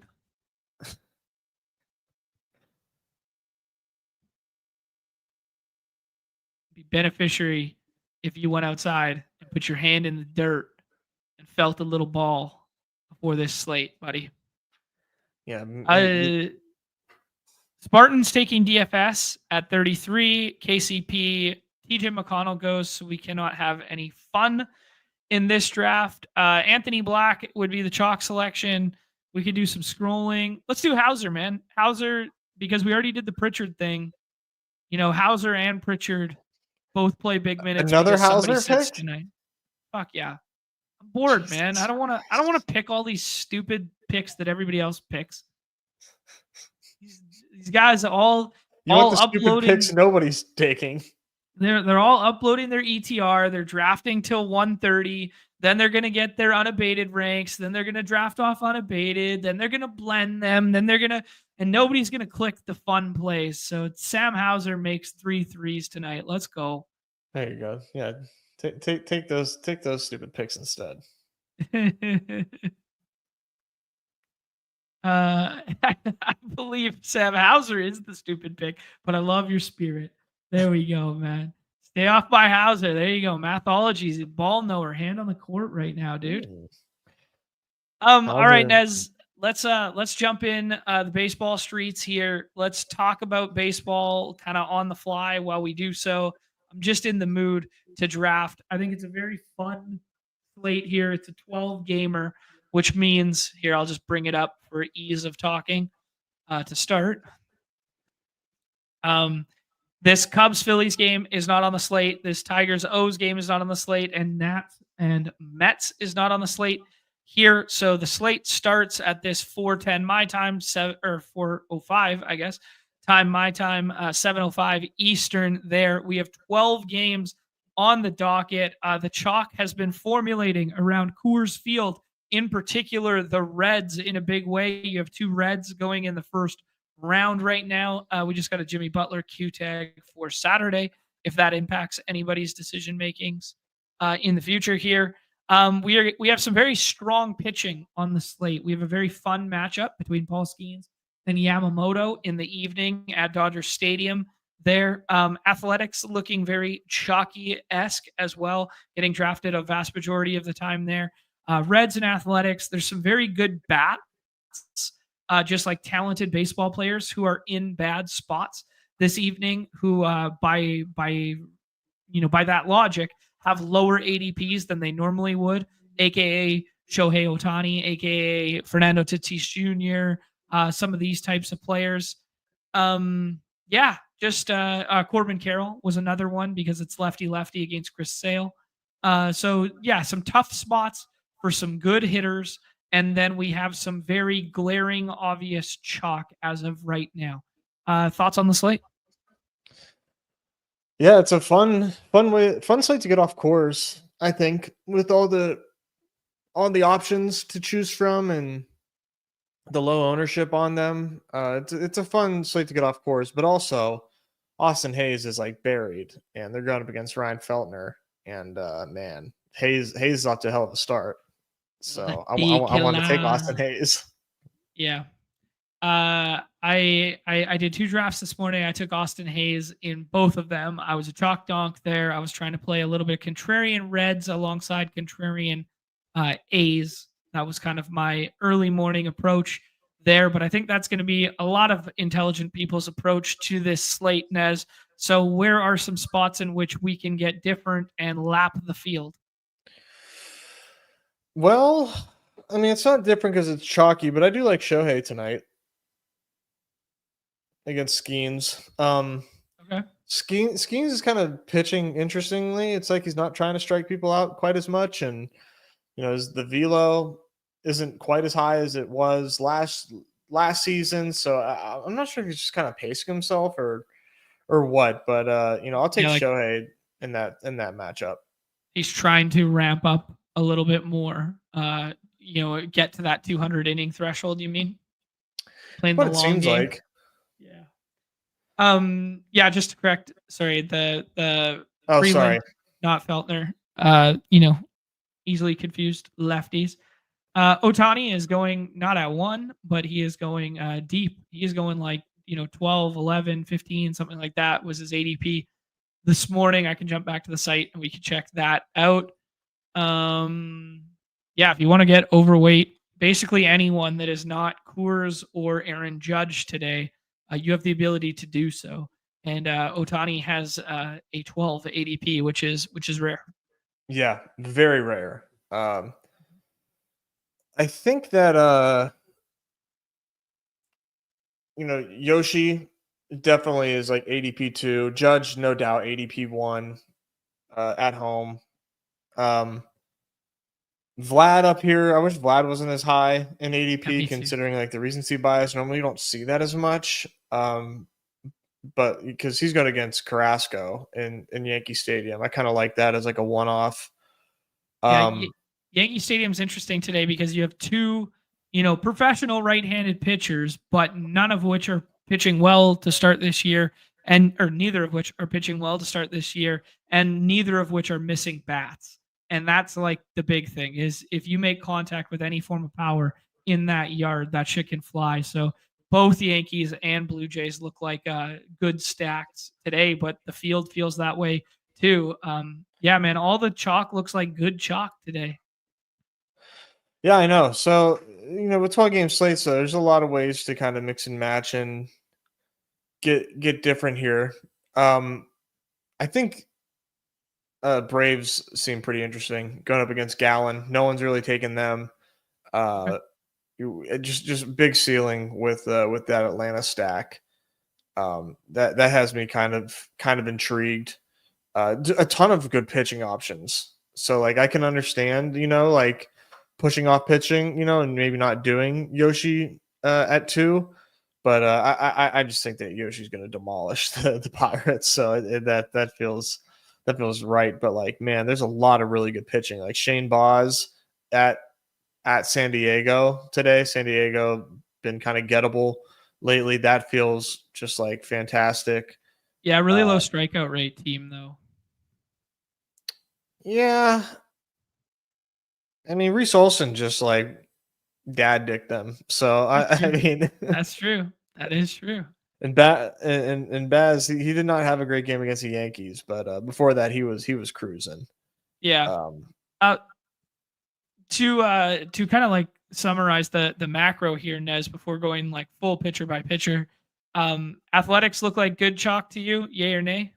yeah, Yeah, like I agree with you. I think all the chalk looks like pretty good to me. Mariners as good chalk, bad chalk today. They're a little bit more buried down, but good chalk to you. I don't think so. Okay. Yeah, just don't like the ballpark and stuff. I mean, Cal Quantrill sucks, and can't can't strike anybody out. But yeah, Coors chalk, good or bad? The interesting that the total was only 9 runs, but that's just because the Rockies are trotting out a what the fuck lineup that did get to Cole Reagans though, of course, yesterday. It's in the Rockies' defense, it's a little bit better now because they do have Brent Doyle back, who's the lefty killer at the top of that lineup. He missed a week and a bit there. So yeah. And then like Jordan Beck's back up, Sean Bouchard's back up. So it's a little bit better, but yeah. John, his team is fucking ass, dude. I don't know. Those guys are decent. Those guys are all right. This team is terrible. All right. Mickey Moniak's sitting in the middle of the lineup. Not today, he isn't. Well, he has been. Yeah, lefty. Kyle Farmer hitting second, 34-year-old Kyle Farmer. Yeah. I mean, it's terrible. Like they are hurt right now, but yeah. I mean, I think one off Brenton Doyle. I don't think I would stack. Okay. Rockies.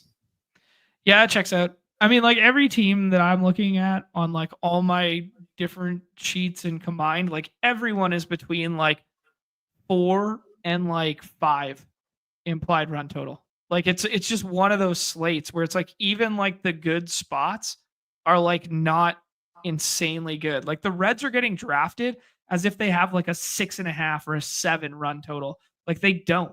Everywhere I look, they're like, 4.7, 4.8. Like I think I like Athletics more than Reds today, if that's a spicy take. I think relative to cost, sure. That makes sense. But like they still have the best ceiling. Yeah. Do the Reds.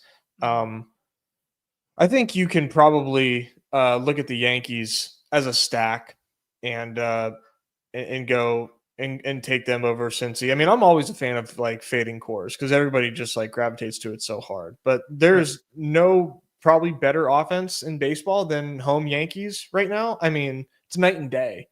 And Berrios has been pretty bad for a while. Yeah. So, I mean, obviously Judge 101.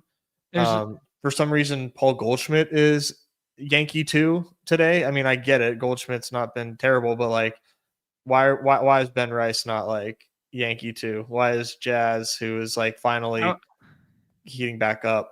How about this one? Dad strength Trent. Trent Grisham with a 35.9 leading off in Yankee Stadium versus a righty who's bad against lefties who doesn't miss bats. He's going to start getting mixed in. Yeah. Yeah, I mean, I just kind of agree with you. We did kind of gloss over like weather and like hitting conditions and stuff like that. There's nothing that's really like jumping off the page for the main slate. Like Nationals Park and Comerica look okay with like a little bit of wind, but they're on the first one there. They're not on the main slate. It looks like Kauffman is like wind blowing in, which is less than ideal. Coors looks wind blowing in ish as well. So like there's nothing that's like really jumping out to separate why I would love any of these 5 stacks more than the other 5 stacks. You know what I mean? 100%. So just take the one that's like drafted less, 100%. Yeah, well said. 100%. Any concern with the weather for Boston and Cleveland? Because that one looks like not like the best spot in the world, but it's not getting drafted, and it does look like a spot that would be gettable. Red Sox, they already have a lineup out, which is a good indication. But Tanner Houck's getting knocked around recently. Same with Lively's been getting knocked around recently. Like any love for these back end Boston or Cleveland stacks? I'm pretty worried about this game. Sure. Yeah. Mm-hmm. Okay. But man, if it does play, Cleveland stacks all day. Okay. All day. I like it. Tanner Houck, I think, is a certified pumpkin right now after his 2024. That he was just like sub 2 ERA for like 3/4 of the season. Lefties on him, Cleveland lefties are going to be a staple of my portfolio whenever right-handers are on the mound, especially in Cleveland. I don't know if the wind tunnel is still wind tunneling or not, but it is still wind tunneling. You are correct. It is still wind tunneling. Perfect. Yeah. Yeah, lefties there. Nolan Jones in that 2-hole, baby. I think I like Gilbert a lot today. I think he's definitely, he's not SB1 for me. These two are kind of like interchangeable at ADP, Yamamoto and Gilbert, but I like them both a lot today. I'm in lockstep with you with just like the Skeens matchup. Like I want to watch the game, but I'm kind of passing over it at ADP. Michael King, like I'll take it or leave it at ADP. Pablo Lopez, I'm a little scared what the inning ceiling and pitch count ceiling will look like coming back off the IL. It wasn't an arm related injury, which is good, but I think he's the ace of that staff. Maybe he gets worked in a little slower, that sort of deal. Yeah, I think Shane Baz was a nice call there. I like Nathan Eovaldi. I drafted him once or twice. Yeah, I'm probably not touching Gallon, but if you want to go that route as like a bounce back, you could do worse kind of deal. And then I'm probably not touching pitching in Coors, but it is a little bit of leverage. I just don't think it's necessary on this slate because it doesn't do enough for you when you what do you win when you win by drafting Kyle Freeland? Yeah, no, I agree. This is just a really fun slate, man, that I wish I had, more time to draft a whole lot of teams for because, and one thing I didn't mention and I am always getting to is the Giants. Eovaldi, like not great, but pitching really well. But like, man, I like lefty Giants, man. No one ever looks the Giants way, and I'm always trying to get cheeky Giants. Interesting that Cardi likes Verlander today, like more than I expected. Now it's not like a great projection on Verlander, but sure, he does have Verlander SP6 today. Okay, that's interesting. Yeah, I mean, a little bit of a watered down iteration of the Texas lineup. Obviously, a great place to pitch as well. You're most likely going to get Jock Peterson, who's been awful in the middle of that lineup. Josh Smith leading off. So those are two huge downgrades comparative to Seager, Simeon, Langford, Garcia at the top. Now all of a sudden you get the two lefties in Josh Smith and Jock Peterson in there at the top. So yeah, I could see it a little bit. Who do you think you got to squint to see it? Yeah. Who do you think's the lowest projected stack per Derek the Bat Cardi? Lowest projected stack on the slate. I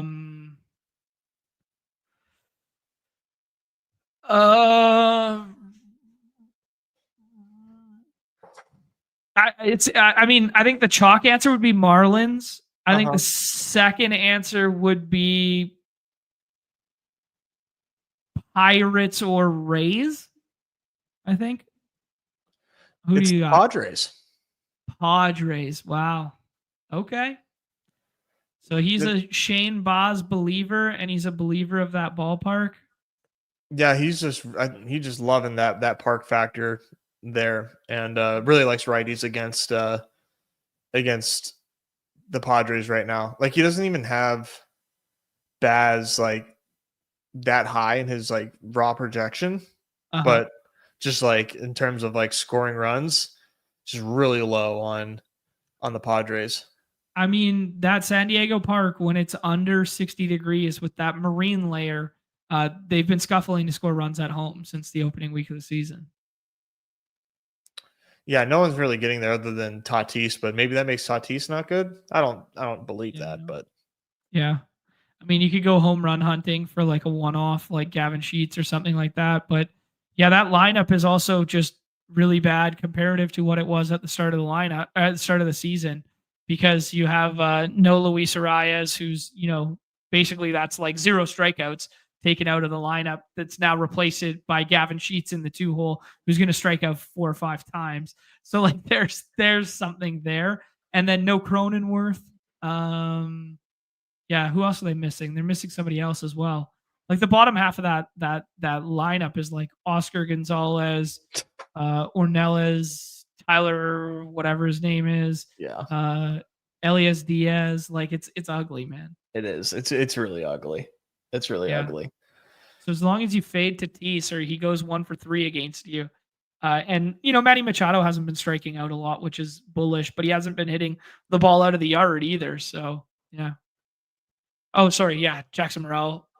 There's another one So they're missing the three good left-handed sticks from the top 5 of their order, basically.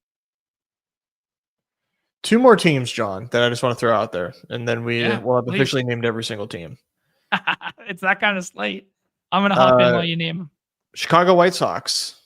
Yeah. In the launching pad in Sacramento. We saw Luis Severino get knocked around in that park once this year already. Yeah. Why not one more again? And then the Astros are just completely undrafted. Like Yordan doesn't get the Tatis treatment of being drafted in the teens with none of his teammates. No one's drafting Yordan. Mm-hmm. So that's a team that's just completely overlooked. It might be one of those days where I just go in and just draft an onslaught of like every undrafted team, just one. Sure. Yeah, I mean, I could see that for sure. I mean, it's hard to do on these 12 slates, but yeah, Astros have been really mitigated against right-handed pitching. Wind blowing in at that stadium, so home runs a little less likely. But if weather is fake, Kaufman does play up for run scoring. So, yeah.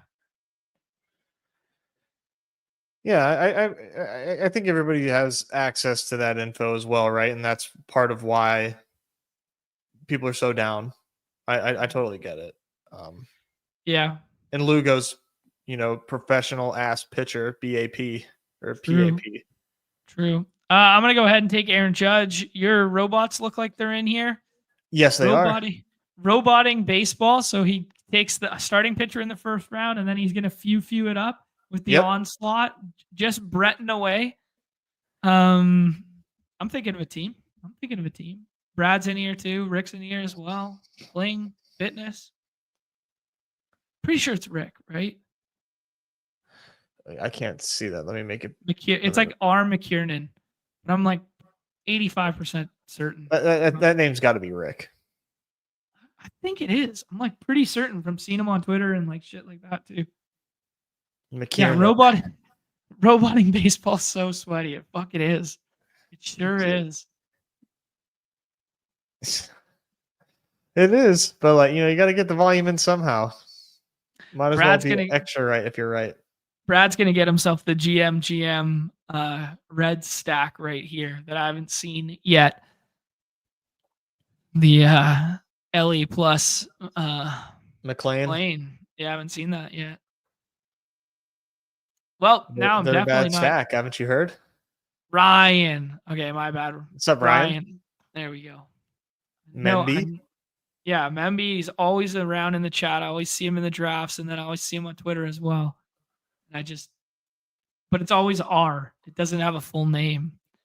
Skainsy boy comes back to us. Looks like Nez is building out Yankees so we got to get ahead of Yankees here. So I'm not playing one-off Judge out here. So we're taking Trent Grisham and we're taking Ben Rice before Nez's fucking stupid robots can mess with me. I guess I better get a secondary stack queued up, huh? I have literally nothing else in here. I'm just making it contrarian for you. Thank you. Yeah. All right. So we got the top 3, 2 lefties, and Judge of the Yankees there, and then gonna build a 2-man and probably a contrarian stack, or do some contrarian home runs. Do you have any home run calls that you like today, Nez? I do. Okay, let me hear what you kind of like today. One-off home runs or stuff. I'm going back to the Buxton well, man. Byron Buxton playing some real good baseball. He's got Kyle Hendricks opposite him today. Sure. I'm going his way. He should have had like multiple home runs a couple games ago. So I like Buxton to hit a home run. And then let me look at the pick'em lobby here, and I'll let you know another answer. But he's one that I had in my sights. Brad just took Buxton there as well. He's the only guy building out Reds and Buxton. Looks like Ryan's going with Athletics, and then he's got Vlad to start there. I think it's an Anthony Santander day. Santander. Man, I wish. Who do we need to tag at the stat provider to get Nick Kurtz in our goddamn player pool? Yeah, it might just take a little bit here. I was gonna do with a 2-man stack here that I think is kind of contrarian that I like a little bit. Oh shit. What am I doing here? Better get it in quick.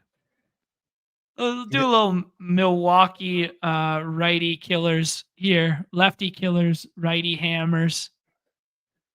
I haven't seen anyone. Yeah, I haven't seen anyone doing Brewers yet. Milwaukee's been so mid outside of the Coors game. But yeah. They popped off against the Giants too out of nowhere. 8-run inning. True. Yep, true. But otherwise you are correct. Yeah. So go ahead and add on Chiriot and Willem Contreras, 2 guys who can hit lefties. I like them though. I like drafting them though. Their team, they're sort of like sometimes, unless Cardi, is on them. He's just like forever has a Brewers boner but anytime that they're contrarian, I like taking Brewers though. They've got players that I like to draft. I'm looking up right now because I just saw who the Brewers are pitching, and I said, who the hell is Chad Patrick? Yeah, he's had a couple okay starts for them, but he wasn't intended to be a starter. He's like a long relief guy who they were forced to stretch out while they wait for Woodruff and while they had somebody else on the IL. Yeah, he's only given up 5 earned runs this season. Mm-hmm.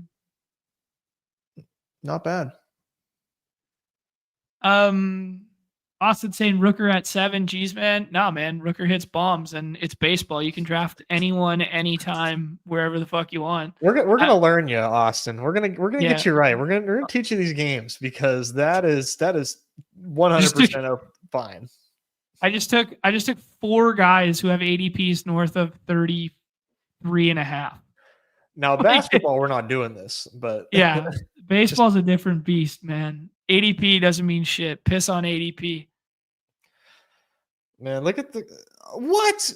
I didn't have an outfielder there. Trevor Larnach's already gone, buddy. Oh, Brad's hilarious. So I get the worst pick on the board. He had it before you set up. He had it before you set up. You sniped him. Let's do the Shane Baz thing. Let's drink the Cardi Kool-Aid here. Shane Baz got knocked around against the Yankees, but it is the Yankees in his home ballpark. Now he goes to a really nice place to pitch. We know he has a strikeout ceiling. He is the poor man's Tyler Glass now, who might actually just be Tyler Glass now. And why not? Let's get him. He might actually be Tyler Glass now. Yep, it was a lazy comp that John Boy made once upon a time in a dinger draft, and it holds true. Our guy Car Park rolling through to say, Nez, is it too early to start victory lapping the Reese Olson bag? I mean, Car Park, when's the last time you've been wrong, dude? Yeah, I mean, this guy, man, this fucking guy. Say some correct takes for the rest of us. Yeah, let me get one right, all right? Nez, I'm gonna fire up one more. Yeah, that's my swan song here. Yeah, I'll do one for the puck guys after. Maybe we can fill that $25 one, and then we'll call it a show there. And I'll have to call it a week, guys. Leaving, we got my grandpa's 97th birthday this evening. Looking forward to that. Oh wow. Yeah. Hopefully I can make it that long. Who knows? Maybe the good people don't want me around that long. Who knows? So who's your enemies, John? They're gonna take you out. Who are my enemies? It's like half this damn lobby, bro. Tip Skylark's coming for my knees. Jesus, this is a strong lobby. Oh God, let me find this this draft. I'm not auto drafting again. Austin wasn't whining about the fact that he was taking him. He was whining about the fact that he wanted him. That's good. Oh, okay. Yeah, this is a tough lobby here. We got the Sis Austin here. We got Austin in here again. Is this Austin? You're this one, right? The Kling KC 17. We got Chip C in here with us as well. I have no clue why I'm drafting MLB because it's fun, bro. I thought Chip was good at MLB. No, guess not. Yeah, he's the best at everything, dude. I don't know. He's the best. Who's the worst ADP on the board today? Friedel. Friedel. Do you think he plays and leads off lefty or no? I don't think he leads off. Okay. Probably hits 8 or 9. Yeah. I'm not sure he's even in the lineup today. We'll see. Hopefully not, so I can get a swap. Blake Dunn? I ain't swapping to Blake, but I think it'd probably be like McLean, Ellie, Hayes, Marte, Steer. Blake Dunn will be in there. Candelario will be in there because he's a switch hitter. Man, they're going to have 9 righties in this lineup. They're going to have 9 righties versus Kyle Freeland and Coors. And 2 or 3 of them are going to be pinch hit risks. Who's your favorite, cost adjusted or just in general? Who's your favorite of those righties? Hayes, I guess. Yeah, I'm Jamer Pilled, 34 ADP. Better from the right side. Is he better from the right side? Mm-hmm. Okay. Now you got my attention.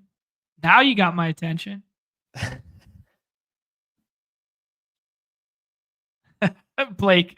Whoa. What's wrong with swapping to Blake? Never Blake. The Wood. We're in a controlled environment here, and he gets the GM red stack as well there. Did Rooker go already? Yeah, he went. Austin finally got his guy. All right, I'm gonna do the Soderstrom plus Bang or Butler thing. I don't think this is a hot take. I think the Athletics are a better stack than the Reds today. 100%. Yeah. All right. I'm glad we're on the same less frequent. page. Yeah. All right, we'll do the Lawrence Butler thing here. Espinal hitting 2. There's a guy I'll never fucking draft in my whole entire life. But Espinal, Santiago. Yeah. Nothing like glove first righty, batting second. Better jam him at lock. Scott Espinal, he doesn't second. Care. I don't think Friedel. Yeah, I don't know. Who am I to mess with the Wood and the Wood's process? I mean, he's got it figured out right now. But I think I might do like Austin Hayes, 4.5 total bases today. Like just full slide that thing to the moon? Yeah. Like a homer and a double. 4.5 total bases is probably the worst pick 'em. You need so much for that, but what if? You need so much to go right. Because it's hard to hit homers there anyways. Yeah. Nez, give me 2 seconds. I gotta grab something here. Lead the people. All right, I'm going Blue Jay stack here. Santander, George Springer. Probably should have let that clock go a little bit so John had time to come back, but it's not in my nature to throw this dude any bones. Not tonight, I don't think. But soon, we'll have no strip streams back, and they will probably just feature Mello. I'll just have to have him in the bouncer, maybe with a bottle. Those streams aren't very long anyways. They're usually like hour and a half, but definitely owe you guys some no strip streams here very, very soon. So I just have to figure out what that looks like and then we'll run them, and then we'll rip them, and then we'll talk shop and whatnot. But soon come. It'll be weird with I don't know what I would draft though. I think once BBM is back, that'll be easier. We could do some side contests or something. Remember when Spencer Steer was good at baseball? Actually, don't. Yeah, it's been a long fucking time. Counting stat merchant. Ooh, spicy. No, that was funny, man. He was top 50 ADP in the dinger. Yeah. I think him getting hurt saved a lot of people. Yeah, unfortunately. Yeah. I mean, I don't hate it. Like, I think he's a good baseball player. I liked it for a bit. Like, I thought he was poor man's Tyler O'Neill, but you could get Tyler O'Neill after. So it was kind of like, what are we doing here? And now Tyler O'Neill is not starting against lefties. Yeah, and now they both suck at baseball, and the thing that Tyler O'Neill did so well, he no longer does now.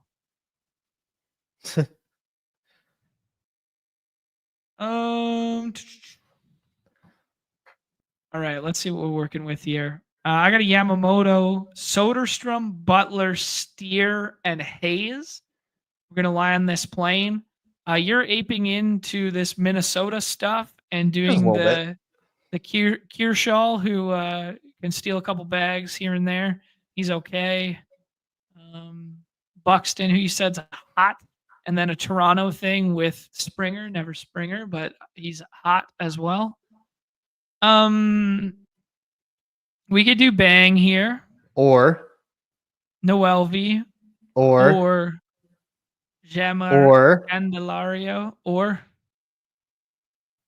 you don't like Jacob Wilson? You don't like a guy that refuses to walk? He wants it more. How about Jacob walk off last night? That's my guy, man. He's fine at baseball. It's okay. You don't want this. You don't want this 10-6, 10-7 with zero power. Wasn't there a zero in the winning lineup last night? There was a lot of zeros in my lineups. That's for damn sure. It's okay. I don't. He's so cool. It's so funny that nobody wanted him. Like he's the coolest player in baseball. Just doesn't walk, doesn't strike out. Like that's the coolest thing I've ever seen. That's right-handed 7-hole Luis Arias with a hitchy swing. He's better than Luis. He's better. Luis Arias, 2-time batting champ Luis Arias. Jacob Wilson's better. Heard it here first. Oh man, I love it. It's not for everybody. It's not for the faint of heart.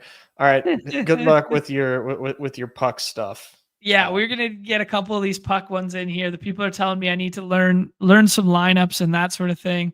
I will see you in let people know Nez like potential schedule for next week. I imagine you'll do a couple paywalls. What are you thinking? Yeah, I got a couple buddies coming on Monday. It will probably be a little later than the usual time. Just to kind of make things work for them. Doing BBM drafts, and depending on what the daily slates look like, sneaking in some MLB previews behind the paywall. But it'll be a lot of BBM for the first week. It'll be too exciting not to rip some drafts there. So cool. Sounds good. Friends and family on Monday with Nez, and we go from there, but a little bit later than the regular time slot. Love to see it. John, all right. Enjoy your trip. Thank you, sir. Enjoy life, because that's all that's worth living. Peace, bro. All right, let's do some puck. Lou Dog's telling me that the puck is almost full. Tyler's telling me sneaky. Seattle 3-mans. Yeah, I said I liked it today. Nez said he did not. I'm in your camp. Couple cheeky Seattle 3-mans feels fun. Let's go ahead. Well, let's do one practice one here, and then we will do the $25 if we can fill it. Ooh, 4-person drafts. No wonder they're finishing up so quick. Anyway, Jets, we'll see ya. Yeah, we will do more definitive full MLB breakdowns, the way in which we do basketball breakdowns, as soon as the basketball season is over or starts to wind down, where it's only like 1 game a night or 2 game a night. we will do like more in-depth breakdowns. But yeah, we got our guy Noah in here. Hopefully Noah's going to the puck game tonight. Montreal, Ale Montreal. Chance to steal a game at home here against Washington this evening. So yeah, what are we working with here? This 3-game slate.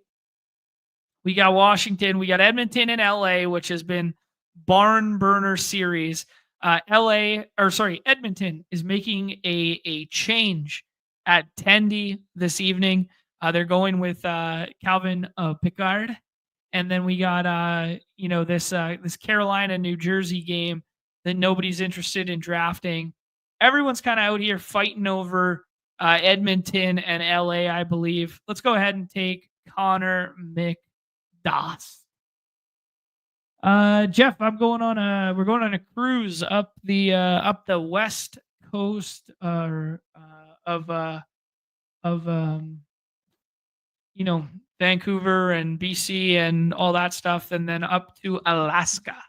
So we're going up to Alaska.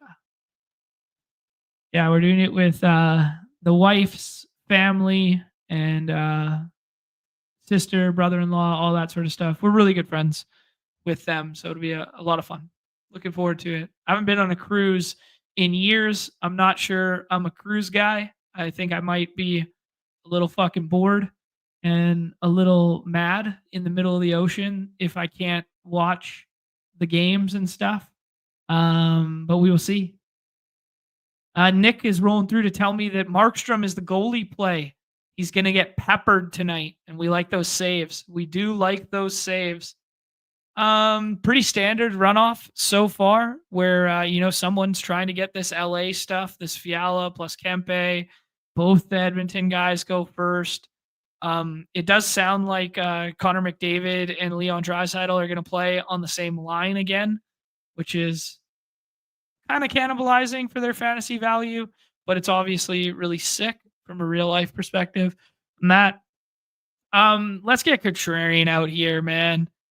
Let's get contrarian. What can we do? Maybe we take Hyman so that we just got like a one little stack there.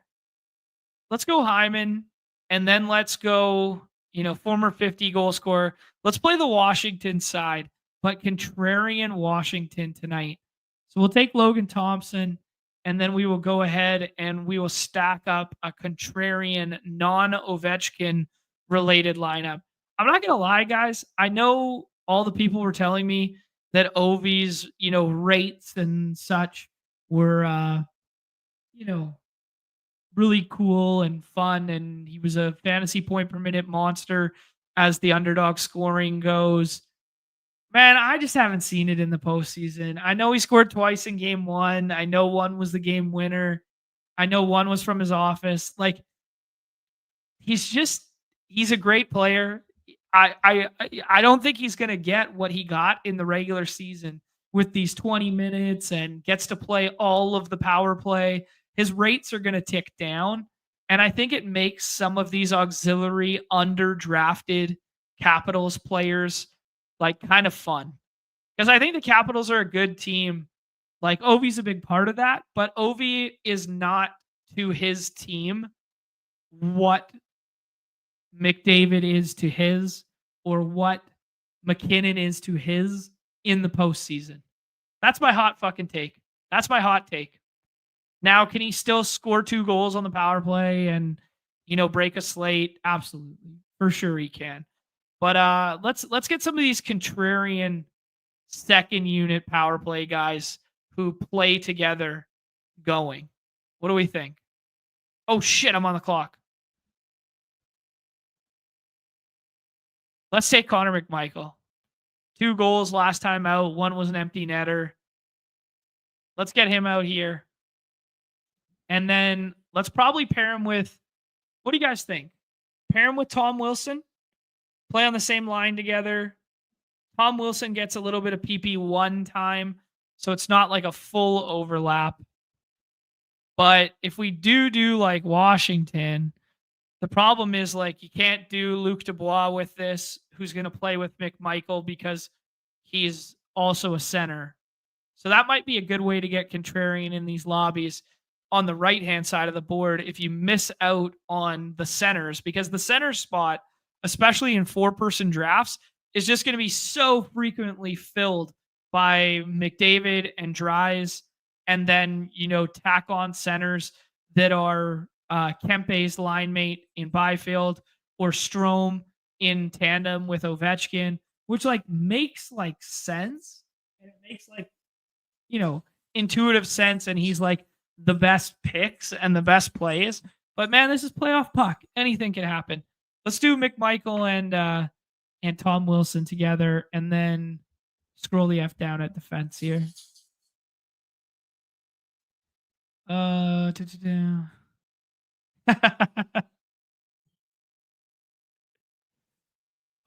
man. Picks Ovi in the hat trick. John goes on rant about not Ovi. That's funny. No, he's still totally fine. He's totally fine. Good play. That's unfortunate. I was going to go with the John Carlson with this, but Noah goes with John Carlson here. He's PP1 guy. It's interesting. Chychrun, he's been playing PP1 alongside him as well. They're one of those teams that does the double defenseman thing. So I think we can still just do, we can just do Chychrun here and it all makes sense. Those are quick. Those are fun. Those are fast. Let's go ahead and do another one of those. And then we'll try and see if we can fill that $25 one. Get you Mr. Good Boys in the chat. He is right here. Yeah, 1 or 2 puck drafts, and then we're calling it a show, and I'm calling it a week. I'm going to call it a week there. We'll be back on, I guess, Monday of the following week. So my first streamed BBM action will probably be May 5th or May 6th there. So you guys are going to have the opportunity to enjoy the draft the rest of the week here, and then draft some early BBM teams, and I'll be coming in late to the party. I think you can draft in Alaska. I know you can draft in Alaska. Whether I'm going to have time to do so, we will see. But I'm not sure I can draft on international waters. So yeah, we will see. Yeah, appreciate that. Thank you. Thank you. My guy. Test bien. Hi. Cruise EV for BBM. Yeah, maybe. We'll see. We'll see if we can draft on the open waters. I think I might be a little bored. So I might have to do that. What else is there to do other than watch some shows, drink, eat, hot tub, stuff like that? We'll see. Yeah, Sam Olsen telling me to enjoy. Former Alaska resident himself. Great location, EV. Definitely excited to check it out. See some of them glaciers. Hopefully see some orca whales. That'd be pretty tight. Nick saying the Wi-Fi can be a little rough. Forced me to scroll a little bit. Draisaitl going first here instead of McDavid. Entirely fine. Sport 46. We'll see what he does. Respooked is to our right.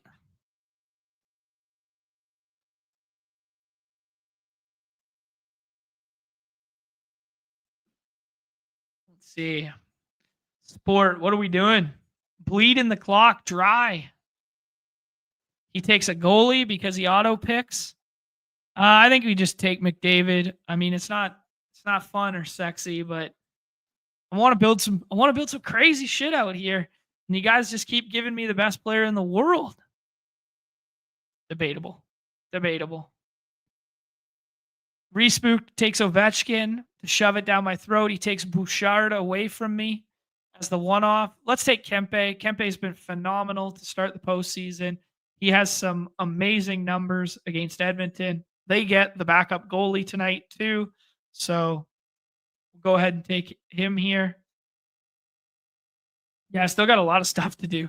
I still got to pack. I still got to take this dog somewhere. I told Nikki I would clean before we left. I think that's not going to happen. I think we're just going to tell her we did. Told her I'd clean off the patio for like patio season, clean off the back deck and stuff like that. But that's not going to happen, guys. We're going to have to pretend we did that. All right. So we could do a little LA thing here. If it comes back to us. Kempe pairs well with Kopitar and Kuzmenko, who's all of a sudden a stud again. Former 40 goal scorer that the Canucks just give up on, and now he is cooking in the playoffs. Fiala gets drafted. That would have been a little GM-y, but I do think Fiala and Kempe play together on the power play, but they don't play together on their regular lines. So I think taking, some Kopitar or something like that not everybody is scrolling to makes sense. Or if you want to just take Kuz, and then we can mix in, a couple one-offs so that this isn't, repeated a billion times, because there's so much benefit to scrolling in these lobbies. Interesting that he takes Kemper there because that negatively correlates against Draisaitl. But if he's just going to use Draisaitl as a one-off, I guess it's not terrible. What's a fun little stack that we could do here? New Jersey's kind of getting underrepresented, but like it's just like Timo Meier goes every single time. We could scroll down for like Mercer and Bratt, or we could do like Nico Hischier or something like that. But yeah, I mean, this is pretty chalky out here. Yeah, let's do Anzi. We're going to use McDavid as a one-off. Let's do Anzi here. And then let's maybe do like Dougie Hamilton just got drafted. I was like, let's do a little contrarian New Jersey. There's going to be some big leverage in not taking the three defensemen who go every single time. All right, I know how we're going to land this plane. I got a vision here.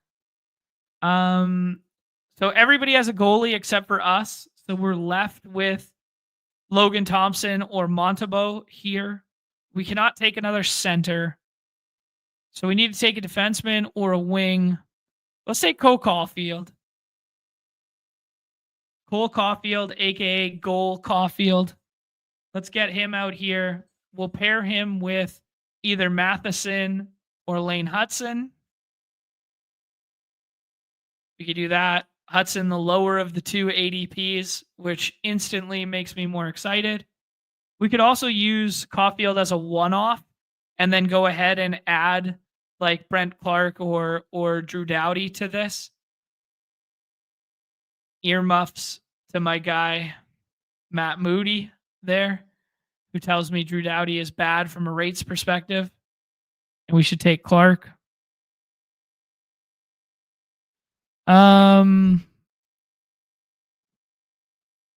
For you guys, I'll give you a little bit of alpha because you've stuck around so long. Appreciate you guys so much.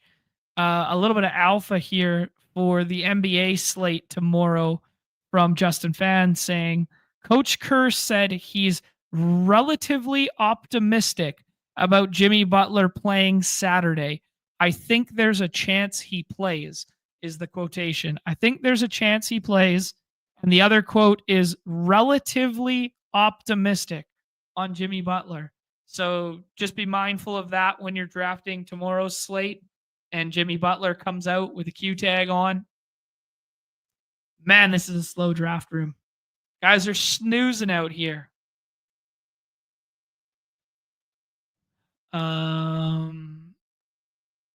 Yeah, Warren Fogle goes. So guys are scrolling the F down. They're getting creative out here. Big Zwanger. Love to see it. I'm going to take a defenseman and then push the plane on Montembeault. We don't want to negatively correlate against ourselves. And that is what would happen if we took Calvin Pickard or we took Logan Thompson here. So we'll take the defenseman first. It actually doesn't matter because Respooked can't take another defenseman. He has to take a center. So it doesn't really matter what we do here. Let's take Lane Hudson. because he is the lower of the two in terms of ADP, meaning I think he'll be drafted a little bit less so than Mike Matheson. Matheson probably a slightly better play and going to get more 5-on-5 time. So we'll go ahead and push the plane on Montembeault there. We finish with McDavid, Anze Kopitar, on Adrian Kempe, Cole Caulfield, Lane Hudson, and Sam Montembeault. Do not dupe me, bros. Please and thank you. Okay, let's see if we can fill the empty netter here. Let's see if we can fill the empty netter. I'll give it a couple minutes. Oh, we got one spot. One spot for the empty netter. Last draft before I venture off onto the high seas, the open water. Last draft. This is a smaller contest. Only 36 players in the contest. Less incentive to scrolling down. Hey, LeGrew 50 in here, all alongside Respooked and Noah. But our BBM champion, our BBM 5 champion, gracing us with his presence at the 104 to draft a little puck. Love to see it. Our BBM champion, pay your respects to the BBM champ. Love to see it.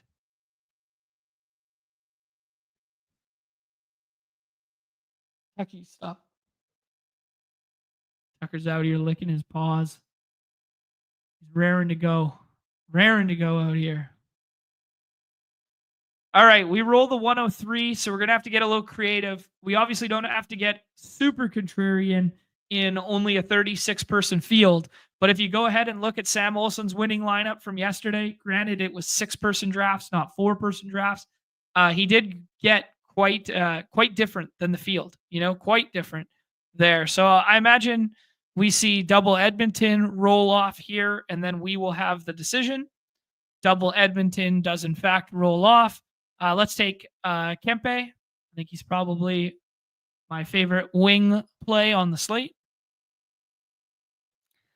We could do like Fiala and Byfield. So you stack the second line and then they play together on the power play. We could do something creative like that in terms of line combos. But not a given. They do Edmonton has been doing the 5 forwards on the 5 forwards on the power play, so just something to be mindful of. But yeah, I'm feeling, let's see here. We'll see what happens here. If we get Ovechkin, I think we got to take it. Just cuz it's a little GM-y, And then we can still get creative with it. But if we get Ovi here, we might have to do it. Okay, let's go ahead and take Ovi. I know what I said. But here we go. Get a Kempe plus Ovi start here, which means Kemper is probably our goalie or Logan Thompson is probably our goalie. We will see what everybody else decides to do.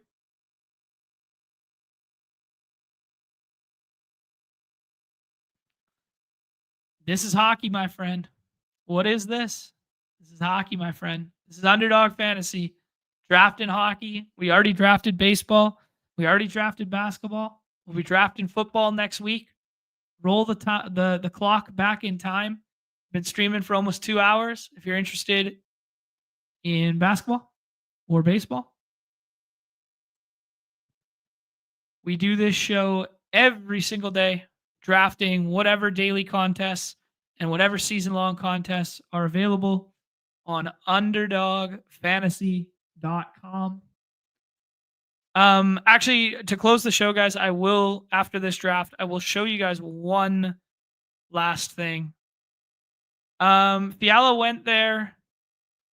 I think we're gonna take Anze here. Go ahead and set up that little stack. We don't have to take a goalie because goalie's already gone. And Noah's not going to stack against himself. So Darcy Kemper is going to be our goalie on this team.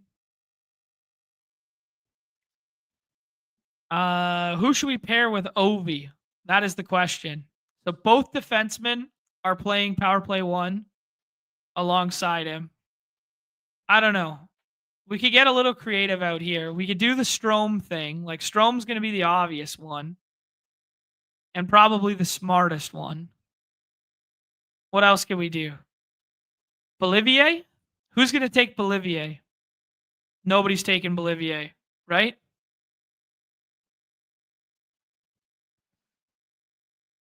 Good Canadian kid. French Canadian. All right, let's take him. There we go. Socrates telling me I got to take Chikrin with the higher ceiling. I should have taken him first. It's all good. We could also be the brave souls. Yeah, former Nuck, so he's for sure smashing. Exactly, Blake. Blake gets the thesis. Blake understands the thesis. Guys, we still got like 200 and some of us hanging out. We're down to like 180 something. But hit the like, subscribe, notification bell, all that fun stuff. Be live 2 p.m. Eastern every weekday. Talking ball, talking puck, and drafting winners.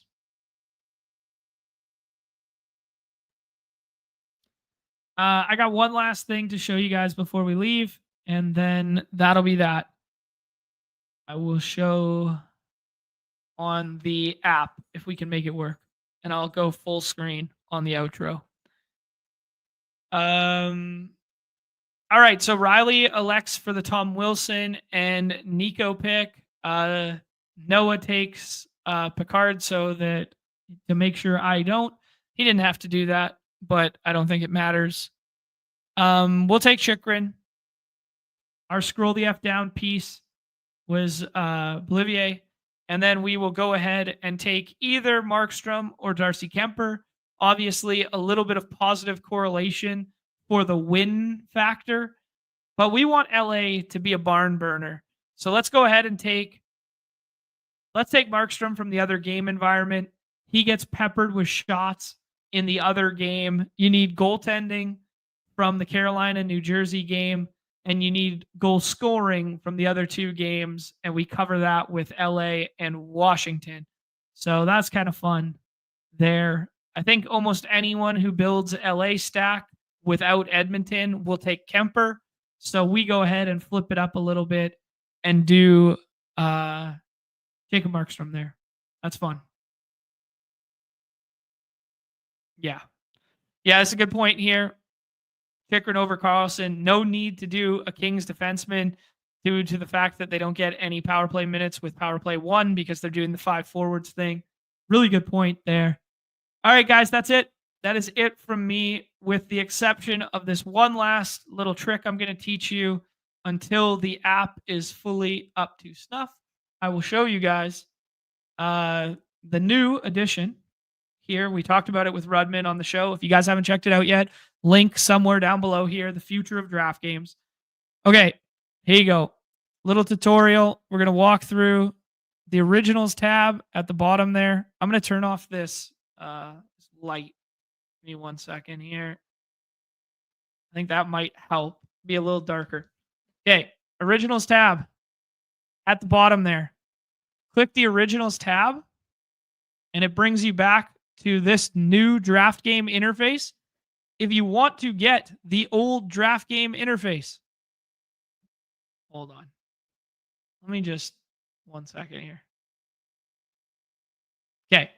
If you want to get the old draft game interface, you see this little arrow right there? Click that. And if you click that, it goes back to looking the exact same as it used to look. So if you guys, you're 1 click away from being where you once were on the app with the old draft interface.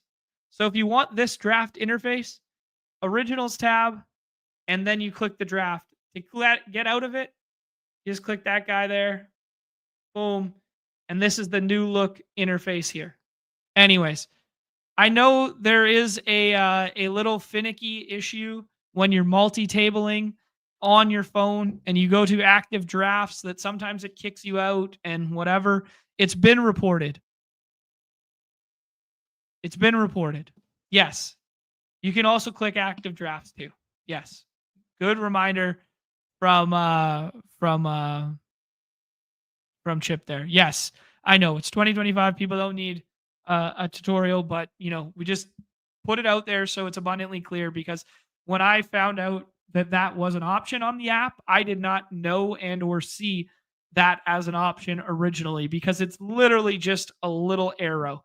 So the little arrow takes you back to the old interface if you guys prefer that interface, and it is a little bit easier to navigate from a familiarity standpoint. All right, appreciate the love, appreciate the stuff. I will be out for the next 8 to 10 days or whatever it is. I'll be back on probably Monday, May 5th, something like that. All right, everybody's favorite time of the show, the end. Oh, where's the button? Mr. Good Boy's getting ready. He hears me. There we go. Everybody's favorite time of the show, the end. Peace. See you guys in a bit.